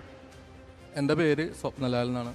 ഞാൻ ഇവിടുത്തെ മത്സ്യ കർഷക സംഘടനയുടെ കാഫ് എന്ന് പറഞ്ഞ സംഘടനയുടെ ജില്ലാ സെക്രട്ടറിയാണ്. മൈക്കടുപ്പിച്ച് പറഞ്ഞോളൂ. ഇവിടെ ഇപ്പോൾ ഈ 2 ദിവസമായിട്ട് ഇവിടെ നമ്മളെല്ലാവരും കണ്ടതാണ് എന്താണ് ഈ പുഴയിൽ സംഭവിച്ചതെന്ന്. ഈ പുഴ തുടങ്ങുന്ന ഈ പെരിയാറിൻ്റെ കൈവഴി തുടങ്ങുന്നിടത്ത് ആദ്യത്തെ കൂടെ എൻ്റെ ആയിരുന്നു. 9 മണിയായപ്പോൾ അവിടെ മീൻ ചത്തു പൊങ്ങി എൻ്റെ കൂട്ടിൽ. അപ്പം അത്രയും രൂക്ഷമായ വെള്ളമാണ് ഈ പുഴയിലോട്ട് അവർ ഒഴുക്കി വിട്ടിരിക്കുന്നത്. ഏതൊക്കെ മീനായിരുന്നു? കാളാഞ്ചിയും കരിമീനും. അത്രയും ചാവുന്നെങ്കിൽ അത്ര രൂക്ഷമായ വെള്ളം പൊല്യൂഷനാണ് ഈ വെള്ളത്തിലോട്ട് പുഴയിലോട്ട് ഒഴുക്കി വിട്ടത്. അപ്പോൾ ഇതിനൊരു ശാശ്വതമായ പരിഹാരം നമുക്ക് ഉണ്ടാകണം. ഇപ്പോൾ ഇത്രയും കൂടുകൾ ഇപ്പോൾ ഈ തവണ നമ്മളുടെ 38ഓളം കർഷകർ കൂടി 100ഓളം കൂടുകളാണ് ഈ പുഴയിൽ നിക്ഷേപിച്ചിരുന്നത്. ഇതിലെല്ലാവരും ഒരു മീൻ പോലും ബാലൻസ് ഇല്ലാതെ മുഴുവനും നശിച്ചുപോയി. കോടികളുടെ നഷ്ടമാണ് ഈ പറഞ്ഞ ആൾക്കാർക്കുണ്ടായത്. മൊത്തം നമ്മളുടെ ഈ സമീപ പഞ്ചായത്തുകളിലും കൂടി 400ഓളം കൂടുകളുണ്ട്. ഈ 400ഓളം കൂടുകളിൽ 10 കണക്കിന് മത്സ്യമാണ് നശിച്ചു പോയത്. കാളാഞ്ചി, കരിമീൻ, ചെമ്പല്ലി ഇതുപോലുള്ള വലിയ മത്സ്യങ്ങൾ, വില കൂടിയ മത്സ്യങ്ങൾ. അപ്പോൾ ഇതിനെല്ലാം നമുക്ക് ഇത്രയും നഷ്ടം സഹിച്ച് കർഷകർ ഇത് മുമ്പോട്ട് പോകണമെന്നുണ്ടെങ്കിൽ സർക്കാരിൽ നിന്ന് നല്ലൊരു നഷ്ടപരിഹാരം നമുക്ക് കിട്ടണം. അതുപോലെ തന്നെ ഇതിന് ശാശ്വത പരിഹാരം വേണം. നമ്മളുടെ വരാപ്പുഴ പഞ്ചായത്തിൻ്റെ ഏതറ്റം വരെയാണ് അവിടെ വരെ നമ്മൾ കൂടുതൽ നിക്ഷേപിക്കണം. നമ്മൾക്ക് ഇവർക്ക് പൊല്യൂഷൻ ഇല്ലാത്തൊരു പുഴ നമുക്കിവിടെ വേണം. നമ്മൾ കുടിക്കുന്ന വെള്ളം കൂടിയാണ് ഈ വെള്ളം. ഇത്രയും പൈസ മുടക്കി നമ്മൾ ഈ കൃഷി ചെയ്തിട്ട് 1 രൂപ പോലും നമുക്ക് തിരിച്ചെടുക്കാൻ പറ്റാത്ത അവസ്ഥയിൽ ഈ മീൻ മുഴുവൻ നശിപ്പിച്ചു. അപ്പോൾ ഇനി ഇതിന് മേലാലൊരു അടിയന്തരമായ നഷ്ടപരിഹാരം എന്നുള്ളതാണ് വേണ്ടത്. ശരി, എനിക്ക് പറയാനുള്ളതേ, വരാപ്പുഴയിൽ ഈ മീനിൻ്റെ കൂട്ടക്കുരുതി നമ്മളെല്ലാവരും ഇവിടെ ഇപ്പോൾ ചർച്ച ചെയ്ത് കഴിഞ്ഞു. അതോടൊപ്പം തന്നെ വളരെ പ്രാധാന്യമുള്ള കുറച്ച് കാര്യങ്ങളാണ് എനിക്ക് പറയാനുള്ളത്. മെയിനായിട്ട് പറയാനുള്ളത്, ഈ വരാപ്പുഴ സമീപ പ്രദേശത്തുള്ള എല്ലാവരുടെയും, പ്രത്യേകിച്ച് എറണാകുളം ജില്ലയിൽ തന്നെ കുടിവെള്ള സ്രോതസ്സാണ് ഈ പെരിയാർ പുഴ. ഈ പെരിയാർ പുഴയിലാണ് ഇത്തരം വിഷങ്ങളാർന്ന രാസമാലിന്യങ്ങൾ ഒഴുക്കിയിട്ട് സർക്കാരുകൾക്കും പ്രതിപക്ഷത്തിനും ഭരണപക്ഷത്തിനും ഒന്നും ചെയ്യാൻ പറ്റാത്ത ഒരു സാഹചര്യത്തിൽ തമ്മിൽ തല്ലടിക്കുന്ന സാഹചര്യമാണ് നമ്മളിവിടെ കണ്ടുകൊണ്ടിരിക്കുന്നത്. അതുമാത്രമല്ല, വേറൊരു കാര്യം കൂടിയുണ്ട്. ഈ വരാപ്പുഴയിൽ പൊക്കാളി പാടശേഖരമുണ്ട്, ജൈവ പാടശേഖരമാണ്. അവിടെ ഇപ്പം മത്സ്യകൃഷി ചെയ്യാൻ ഒരു കർഷകനും പറ്റുന്നില്ല. വളരെ ദുരന്തത്തിലേക്ക് പോയിക്കൊണ്ടിരിക്കുന്ന ഒരു സാഹചര്യമാണുള്ളത്. അപ്പോൾ ഇതിനെ എല്ലാത്തിനും ശാശ്വത പരിഹാരം ഉണ്ടാകണം. ശാശ്വത പരിഹാരം ഉണ്ടാകണമെങ്കിൽ ഞാൻ വിശ്വസിക്കുന്നത് ഇവിടുത്തെ ഈ പറയുന്ന സംസാരവും സർക്കാർ നടപടികളൊന്നല്ല ഞാൻ വിശ്വസിക്കുന്നത് നീതിപീഠത്തെയാണ്. നീതിപീഠത്തിൻ്റെ അടുത്ത് ഇവിടുത്തെ കർഷക തൊഴിലാളികളും പഞ്ചായത്തും മറ്റ് സംവിധാനങ്ങളും എല്ലാവരും ഒരുമിച്ച് നിന്ന് കൂട്ടായിട്ട് പോകണമെന്നുള്ളതാണ് എനിക്ക് ആദ്യമായിട്ട്. ശരി, കോടതി ഉത്തരവിന്റെ ലംഘനം ഉണ്ടായിട്ടുണ്ടെന്ന് കർഷകർ തന്നെ കോടതിയെ അറിയിക്കണം. ശരി, പറഞ്ഞോളൂ. എൻ്റെ 10 കൊല്ലമായിട്ട് വളർത്തുന്നതാണ് മീൻ കൃഷി. എല്ലാ കൊല്ലവും കുറേശ്ശെ വെച്ച് പോകും. മൈക്കടുപ്പിക്കും. എല്ലാ കൊല്ലവും കുറേശ്ശെ വെച്ച് പോകാറുണ്ട്. അത് നമ്മൾ സഹിച്ചിട്ട് അങ്ങോട്ട് പോയിക്കൊണ്ടിരിക്കണമായിരുന്നു. ഈ കൊല്ലം പോയെന്ന് വെച്ചാൽ 7 കൂടാണ്, 4000 കാളാഞ്ചി, 5000 കരിമീൻ കുഞ്ഞിട്ട്. ഇത് ഒരെണ്ണം പോലും ഇപ്പോൾ ശേഷിക്കണില്ല, മൊത്തം പോയി. അതായത് 8-10 ലക്ഷം രൂപയുടെ നഷ്ടമാണ് നന്നാക്കുന്നത്. പിന്നെ ഇത് കുറേ നേതാക്കന്മാർ ഇങ്ങനെ വന്ന് നിന്നിട്ട് ടി വിയിൽ പറയണ്ടായി, പുതുമഴ പെയ്തിട്ടാണ് വെള്ളത്തിൻ്റെ ഓക്സിജൻ കുറഞ്ഞതെന്ന്. പുതുമഴ ഇവിടെ മാത്രം പെയ്യണുള്ള, ഈ ലോകത്ത് മുഴുവനും പുതുമഴ പെയ്യണില്ലേ? ഉണ്ടാ? പുതുമഴ ലോകത്ത് എല്ലായിടത്തും പെയ്യുന്നുണ്ട്. പിന്നെ ഇവിടെ മാത്രം ഈ മത്സ്യങ്ങൾ ചാവണ എവിടെ നിന്നാണ്? ഓക്സിജൻ്റെ കുറവാണെന്ന് പോയതെന്ന്. ഓക്സിജൻ കുറവാവണത് പുഴയിൽ എങ്ങനെയാണെന്ന് ആരെങ്കിലും ചോദിക്കണ്ട. ഈ വിഷവെള്ളം എന്ന കമ്പനി 4 ഉണ്ടെന്ന് പറഞ്ഞു. ഈ 4 പേര് പറയാത്തത് എന്താണ്? പേര് പറഞ്ഞില്ല. പേര് പറയണം. ആർക്കാണ് മാസപ്പടി കൊടുത്തതെന്നും ഈ പേര് എവിടെ നിന്ന് വന്നെന്ന് പേര് പറഞ്ഞിട്ട് ഇവിടുന്ന് പോയാൽ മതി. പരിസ്ഥിതി പ്രവർത്തകരോട് ബഹളം വെച്ചിട്ടല്ല, ഇവിടെ രാഷ്ട്രീയ നേതൃത്വമാണ് തീരുമാനം എടുക്കേണ്ടത്. ഞാൻ കൊച്ചുറാണിയിലേക്ക് പോകുന്നു. ഇപ്പോൾ കുറേ കർഷകർ സംസാരിച്ചു, അവരുടെ കൃഷി നഷ്ടം, അവർക്ക് കോടികൾ നഷ്ടം. പക്ഷേ തൊഴിലാളികളെ സംബന്ധിച്ച് അതിനേക്കാൾ വലിയ ജീവിത പ്രശ്നം, അടുത്ത ദിവസം എങ്ങനെ കടന്നു പോകുമെന്ന് അറിയാത്ത അവസ്ഥ. എന്താണ് പഞ്ചായത്തിൻ്റെ രീതിയിൽ തൽക്കാലത്തേക്ക് ഇവരുടെ കാര്യത്തിൽ ചെയ്യുന്നത്? ഓണാണ്. നമുക്ക് ഈ കർഷക നഷ്ടങ്ങൾ നമുക്ക് തദ്ദേശ സ്വയംഭരണ സ്ഥാപനങ്ങളാണ് അവർക്ക് ഇപ്പോൾ ഉണ്ടായ നഷ്ടം പരിഹരിക്കാനായിട്ട് പഞ്ചായത്തിൽക്ക് അവധിയില്ലാത്ത കാര്യങ്ങളാണ്. അതൊരു തദ്ദേശ സ്വയംഭരണ സ്ഥാപനങ്ങൾക്കും സാധ്യമല്ല. പക്ഷേ നമുക്ക് സർക്കാരിൻ്റെ ശ്രദ്ധയിൽപ്പെടുത്താം ഇതിനെതിരായിട്ട്. കാരണം വെച്ചാൽ ഇവർക്കുണ്ടായ നഷ്ടം പരിഹരിക്കേണ്ടത് ഇതിന് കാരണക്കാരായവരിൽ നിന്നുമാണ് ഈ നഷ്ടപരിഹാരം ഈടാക്കേണ്ടത്. കാരണം കോടിക്കണക്കിന് രൂപ നഷ്ടപ്പെട്ട മത്സ്യത്തൊഴിലാളികളാണ് ഇവിടെ നിൽക്കുന്നത്. ഈ ഒരു വർഷത്തോളം ജീവിത മാർഗം അടഞ്ഞുപോയ മത്സ്യത്തൊഴിലാളികളാണ് ഇവിടെ നിൽക്കുന്നത്. അപ്പോൾ അവർക്ക് നീതി കിട്ടുന്നിടത്തോളം അവരോടൊപ്പം അവർക്ക് വേണ്ടി ഏതറ്റം വരെയും പോകാനായിട്ട് പഞ്ചായത്ത് തയ്യാറാണ്. ഇപ്പോൾ സർക്കാരിന്റെ കയ്യിൽ പണമില്ലാത്തൊരവസ്ഥയുണ്ട്. സർക്കാരിനെ സംബന്ധിച്ച് അങ്ങനെ ഒരു പ്രതിസന്ധി അവിടെ നിൽക്കുന്നു. അതാണ് പറയുന്നത്, ഈ കമ്പനികളിൽ നിന്ന് ഈടാക്കണം. അങ്ങനെ ഒരു ആവശ്യം പ്രതിപക്ഷം മുന്നോട്ട് വെച്ചിട്ടുണ്ടോ? ഞാൻ ഇതിൽ ഒരു അഭിപ്രായമുള്ളത്, ഇത് സർക്കാരിൻ്റെയും ഉദ്യോഗസ്ഥരുടെയും വീഴ്ചയുടെ ഭാഗമായിട്ട് സംഭവിക്കുമ്പോൾ ഇതൊരു വലിയ ദുരിതമാണ്. ഈ ദുരിതത്തിൻ്റെയും പരിഹാരം ദുരിതാശ്വാസ നിധിയിൽ നിന്ന് കൊടുക്കണം, ഒന്നാമത്തെ. രണ്ടാമത്തെ, ഈ പ്രദേശത്തുള്ള കമ്പനികളുടെ CSR ഫണ്ട് കളക്ട് ചെയ്തിട്ട് ഈ കർഷകരുടെ നഷ്ടം നികത്തണമെന്നേ. അവർക്ക് ഉള്ള നഷ്ടം നികത്തണ്ടേ? അതായത് ഈ കമ്പനികൾ നിർബാധം പ്രവർത്തിക്കുന്നുണ്ട്. ഈ കർഷകരുടെ 10 ലക്ഷം പോയവരും 5 ലക്ഷം പോയവരും ഈ 5 കോടി രൂപ നഷ്ടം വന്ന ഈ പ്രദേശത്തുള്ള കർഷകരുടെ നഷ്ടം ആര് നികത്തും? സർക്കാരിൻ്റെ പ്രഖ്യാപനങ്ങളിൽ മാത്രം ഒതുങ്ങില്ല. ഞാൻ ഒറ്റ കാര്യം സൂചിപ്പിക്കാം. വായു മലിനീകരണം പരിഹരിക്കുന്നതിന് വേണ്ടിയിട്ട് മാർച്ച് മാസത്തിനുള്ളിൽ 20 കമ്പനികൾ അതിനുള്ള സംവിധാനങ്ങൾ ഏർപ്പെടുത്തണമെന്ന് പറഞ്ഞിട്ട് അത് ആർക്ക് ഒത്താശ ചെയ്തുകൊണ്ടാണ് ജൂലൈ വരെ നീട്ടിക്കൊടുത്തത് സർക്കാർ? ഒന്നാമത്തെ. രണ്ടാമത്തെ, 2023 ഏപ്രിൽ 17 ഇന്ത്യയിൽ ആദ്യമായിട്ട് വാട്ടർ ബഡ്ജറ്റ് സ്വീകരിച്ച ഒരു സർക്കാരാണ് കേരളത്തിൽ ഭരിക്കുന്നത്. ഇവരെന്ത് വാട്ടർ മാനേജ്മെൻറ്റാണ് ഈ സംസ്ഥാനത്ത് നടപ്പാക്കിയെന്ന് പറയാൻ ഉത്തരവാദിത്തം ഈ സർക്കാരിനുണ്ട്. മൂന്നാമത്തെ, ഗ്രീൻ ട്രൈബ്യൂണലിൻ്റെ വിധി വന്നിട്ട് അത് 2023 മെയ് മാസത്തിനുള്ളിൽ നടപ്പാക്കണമെന്നുള്ള ഉത്തരവാദിത്തപ്പെട്ട ഒരു ജുഡീഷ്യൽ ഫോറത്തിൻ്റെ വിധി വന്നിട്ട് നടപ്പാക്കാത്തതിൻ്റെ ഉത്തരവാദിത്തം സർക്കാരിൻ്റെ അനാസ്ഥയെന്ന്. ഇനി അടുത്തത്, ഇനി ഉണ്ടാകാതിരിക്കാനുള്ള ശ്രമങ്ങൾ നടത്തുമെന്ന മന്ത്രി പറയുന്നത്. എന്ത് ശ്രമങ്ങളാണ് നടത്താൻ പോകുന്നത്? ഈ കർഷകർക്ക് എന്ത് നഷ്ടം നികത്താൻ ഏത് രീതിയിലുള്ള ശ്രമങ്ങളാണ് നടത്താൻ പോകുന്നത്? എന്താണ് ഇവരുടെ മാർഗനിർദ്ദേശങ്ങൾ? ഇതൊക്കെ പറയണമെന്നേ. ഇവിടെ കൂടിയിരിക്കുന്ന മുഴുവൻ ആളുകളുടെ മുഖത്ത് നോക്കിക്കഴിഞ്ഞാൽ ഇവിടുത്തെ രാഷ്ട്രീയ വ്യത്യാസം എന്നെ നമുക്ക് എങ്ങനെയാണ് സംസാരിക്കാൻ പറ്റുക പൊതുപ്രവർത്തകർക്ക് ഈ മനുഷ്യരുടെ മുഖത്ത് നോക്കിക്കൊണ്ട്? അപ്പോൾ സർക്കാർ ഉത്തരവാദിത്തത്തോടെ ഇതിന് മറുപടി പറയണം. രണ്ടാമത്തത്, KSEB 20 വാഴ വെട്ടിയാൽ ആ വാഴ കർഷകന് നഷ്ടം കൊടുക്കണമെന്ന് മന്ത്രി പറയുന്ന കാലഘട്ടത്തിൽ 5 കോടി രൂപയുടെ നഷ്ടം സംഭവിച്ച മത്സ്യ കർഷകർക്ക് അതിനുള്ള പരിഹാരം ചെയ്യേണ്ട ഉത്തരവാദിത്തം സംസ്ഥാന സർക്കാരിന് തന്നെയാണ്. ശരി, പുരുഷൻ. എനിക്ക് നമ്മുടെ സുഹൃത്ത് പേര് പറഞ്ഞിട്ട് പോയാൽ മതിയെന്നോ? ഞാനൊരു 50 പേര് പറയാം. നിങ്ങൾ അവിടെ പോയി എന്തെങ്കിലും ചെയ്യുമോ? 4 അല്ല 50 എണ്ണത്തിൻ്റെ പേര് പറയാം. നിങ്ങൾ നാളെ മത്സ്യകർഷകനാണല്ലോ, നിങ്ങൾ അവിടെ പോയിട്ട് പ്രക്ഷോഭത്തിന് ചെയ്യാൻ ഞങ്ങളുടെ ഒപ്പം പ്രക്ഷോഭത്തിന് ചെയ്യാറുണ്ടോ? 4 എണ്ണത്തിൻ്റെ അല്ലെന്നേ 50 എണ്ണത്തിൻ്റെ പേര് പറയാം. ഞാൻ പറയാം, മലയ റബ്ബർ, സൂട്ട് കെമി, അതുപോലെ തന്നെ TMS ലെതർ, 22ഓളം ഈ മത്സ്യ സംസ്കരണവും അതുപോലെ തന്നെ കോഴി വേസ്റ്റ് സംസ്കരണം, എല്ല് സംസ്കരണമായ കമ്പനികൾ, FACT, TCC. ഞാൻ തെളിവ് തരാന്നേ നിങ്ങൾക്ക്. FACT ഉണ്ടെന്നേ, FACT ചെയ്തിട്ടുണ്ടെന്നേ.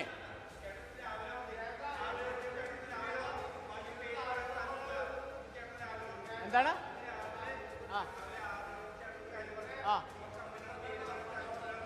പറയില്ല എന്ന് അവരോട് ഞാൻ പറഞ്ഞതേ, പേഴ്സണലി പറയുമെന്നാ പറഞ്ഞത്. സുഹൃത്തെ, ഇല്ലില്ല, നിങ്ങൾ ഈ പറയുന്നത് പോലെയല്ല. നമ്മൾ 30 കൊല്ലമായിട്ട് ഈ കമ്പനികളുടെ പേര് പ്രവർത്തിക്കണേ, അല്ലാതെ അല്ല. അറിയാം. എനിക്ക് നമ്മൾ പ്രവർത്തിക്കുന്നതേ ചേട്ടൻ ഇതിൻ്റെ എല്ലാ കാര്യങ്ങളും, അതായത് സാംസ്കാരിക കാര്യങ്ങളിലെല്ലാം ചേട്ടനും പുരുഷനേരുന്ന വ്യക്തിയും ഇമാനുവൽ പുള്ളിയുടെ പേര് ഞാൻ മറന്നുപോയി. ആയിക്കോട്ടെ, രണ്ടുപേര് ഇവർ രണ്ടുപേരും വർഷങ്ങളായിട്ട് കോടതി കയറുന്ന വ്യക്തികളാണ്. ഇവരുടെ പേരിൽ KMR ഇവർ ആയിട്ട് സ്ഥിരം ഫൈറ്റാണ് ഇവർ. എന്താണ് നിങ്ങളുടെ പോയിന്റ്? എന്താണ് പറഞ്ഞുതരാം. അപ്പം ഇന്ന് RDOന്റെ അടുത്ത് പറഞ്ഞത് വെച്ചിട്ടുണ്ടെങ്കിൽ പറയും അതെ പറയില്ലെന്ന് പറഞ്ഞ് RDOന്റെ അടുത്ത് ഇന്ന് ഇവർ പറഞ്ഞതെന്ന് വെച്ചിട്ടുണ്ടെങ്കിൽ FACT ആണ് ഇതിൻ്റെ ആള്. അതായത് കാരണം പറയാം. കഴിഞ്ഞ 20 ദിവസമായിട്ട് ഇവിടുന്ന് FACT നിന്ന് ഇവിടുന്ന് കയറി പോകുന്നില്ല. ഒരു മിനിറ്റ്, ഇവിടെ വരുന്ന പരിസ്ഥിതി പ്രവർത്തകരെ ചോദ്യം ചെയ്യല്ലേ നിങ്ങൾ വേണ്ടത്? നിങ്ങൾ ചോദ്യം ചെയ്യേണ്ടത് അധികാരികളെയാണ് ചോദ്യം ചെയ്യേണ്ടത്, അല്ല നിങ്ങളെ സഹായിക്കുന്നവരെ ചോദ്യം ചെയ്യാൻ സംശയിക്കുകയല്ല വേണ്ടത്. ഒരു മിനിറ്റ്, അദ്ദേഹം പൂർത്തിയാക്കട്ടെ. എൻ്റെ ഒന്ന് കൺക്ലൂഡ് ചെയ്തോട്ടെ. നമുക്കിത് കഴിഞ്ഞിട്ടിരിക്കാം, നമുക്ക് പോകണില്ലല്ലോ. എനിക്കിത് പറയാനുള്ളത്, ഇവിടെ ഈ കർഷകർക്ക് സമാശ്വാസം കൊടുക്കണമെങ്കിൽ സുപ്രീം കോടതി ഉത്തരവുണ്ട്. പൊല്യൂട്ടർ പേ പ്രിൻസിപ്പിൾ പ്രകാരം കമ്പനികളിൽ നിന്ന് പിഴ ഈടാക്കിക്കൊണ്ട്, ഓരോ കമ്പനികളിൽ നിന്നും പിഴ ഈടാക്കിക്കൊണ്ട് ഈ കർഷകർക്ക് നഷ്ടപരിഹാരം കൊടുക്കാനുള്ള സംവിധാനം ഉണ്ടാക്കണം. അതിന് ആദ്യമേ തുക പൊല്യൂഷൻ കൺട്രോൾ ബോർഡിന്റെ ഫണ്ടിൽ നിന്നെടുത്ത് കർഷകർക്ക് വിതരണം ചെയ്യണം. എന്നിട്ട് റവന്യൂ റിക്കവറി വഴി കമ്പനികളിൽ നിന്ന് ഈടാക്കണം. അങ്ങനെയുള്ളൊരു സംവിധാനത്തിനെക്കുറിച്ച് തദ്ദേശ സ്വയംഭരണ വകുപ്പ് ആലോചിക്കേണ്ടതുണ്ട്, അല്ലെങ്കിൽ പഞ്ചായത്തുകൾ ആലോചിക്കേണ്ടത്. അങ്ങനെ ഒരു വകുപ്പ് ചെയ്യാൻ പറ്റും. തീർച്ചയായും പ്രധാനപ്പെട്ട കാര്യമാണ് ചൂണ്ടിക്കാണിച്ചത്. രണ്ടാമത്തത് ഇവിടുത്തെ വായു മലിനീകരണം എല്ലാവരും പറഞ്ഞ സ്ഥിതിക്ക്, വായു മലിനീകരണം എന്ന് പറയുന്നത് വളരെ അപകടകരമായ സ്ഥിതിയിലാണ് ഏലൂരും എടയാറും ഈ പരാപ്പുഴ എല്ലായിടത്തും. കാരണം 2 OU എന്ന് പറയുന്ന ലിമിറ്റാണ് നമ്മൾക്ക് പറഞ്ഞിട്ടുള്ളത്. 2-നെതിരെ 2024 ജനുവരി 1 CSIR പുറത്തുവിട്ട റിപ്പോർട്ട്, പഠനപ്രകാരം പുറത്തുവിട്ട 2-നെതിരെ 1500 OU മുതൽ 2.5 കോടി OU വരെയാണ് ഇവിടുത്തെ ഓർഡർ ലിമിറ്റ് എന്ന് പറയുന്നത്. അതായത് മനുഷ്യനും ജീവജാലങ്ങൾക്ക് ശ്വസിക്കാൻ പറ്റുന്നതിൻ്റെ അപ്പുറം വളരെയധികം ടോക്സിക് ആയിട്ടുള്ള വിഷവസ്തുക്കളുള്ള വായുവാണ് നമ്മൾ ശ്വസിക്കുന്നത്. അപകടകരമായ അവസ്ഥയാണ്. ഇനിയും നമ്മൾ നിശബ്ദത പാലിച്ചാൽ നമ്മുടെ കുഞ്ഞുകുട്ടികളടക്കം എല്ലാം അപകടകരമായ. ഒരുമിച്ച് നിൽക്കേണ്ട സമയമാണ്. നമുക്ക് ഈ 1 മണിക്കൂറിൽ പറഞ്ഞു തീർക്കാവുന്ന വിഷയങ്ങളെല്ലാം എനിക്കറിയാം. ദയവേത് ക്ഷമിക്കുക. നമുക്ക് ഇനിയും വരും ദിവസങ്ങളും ഈ വിഷയത്തിലൊക്കെ ചർച്ച ചെയ്യാവുന്നതാണ്. ഏതായാലും അധികാരികളുടെ കണ്ണു തുറക്കേണ്ടതുണ്ട്. ഇവിടെ പറഞ്ഞ നിർദ്ദേശങ്ങൾ ഞങ്ങൾ സർക്കാരിന് മുന്നിൽ വെക്കുന്നു, എൻ്റെ ചോരത്തിൽ വയ്ക്കുന്നു. ഇന്നിവിടെ അവസാനിക്കുകയാണ്.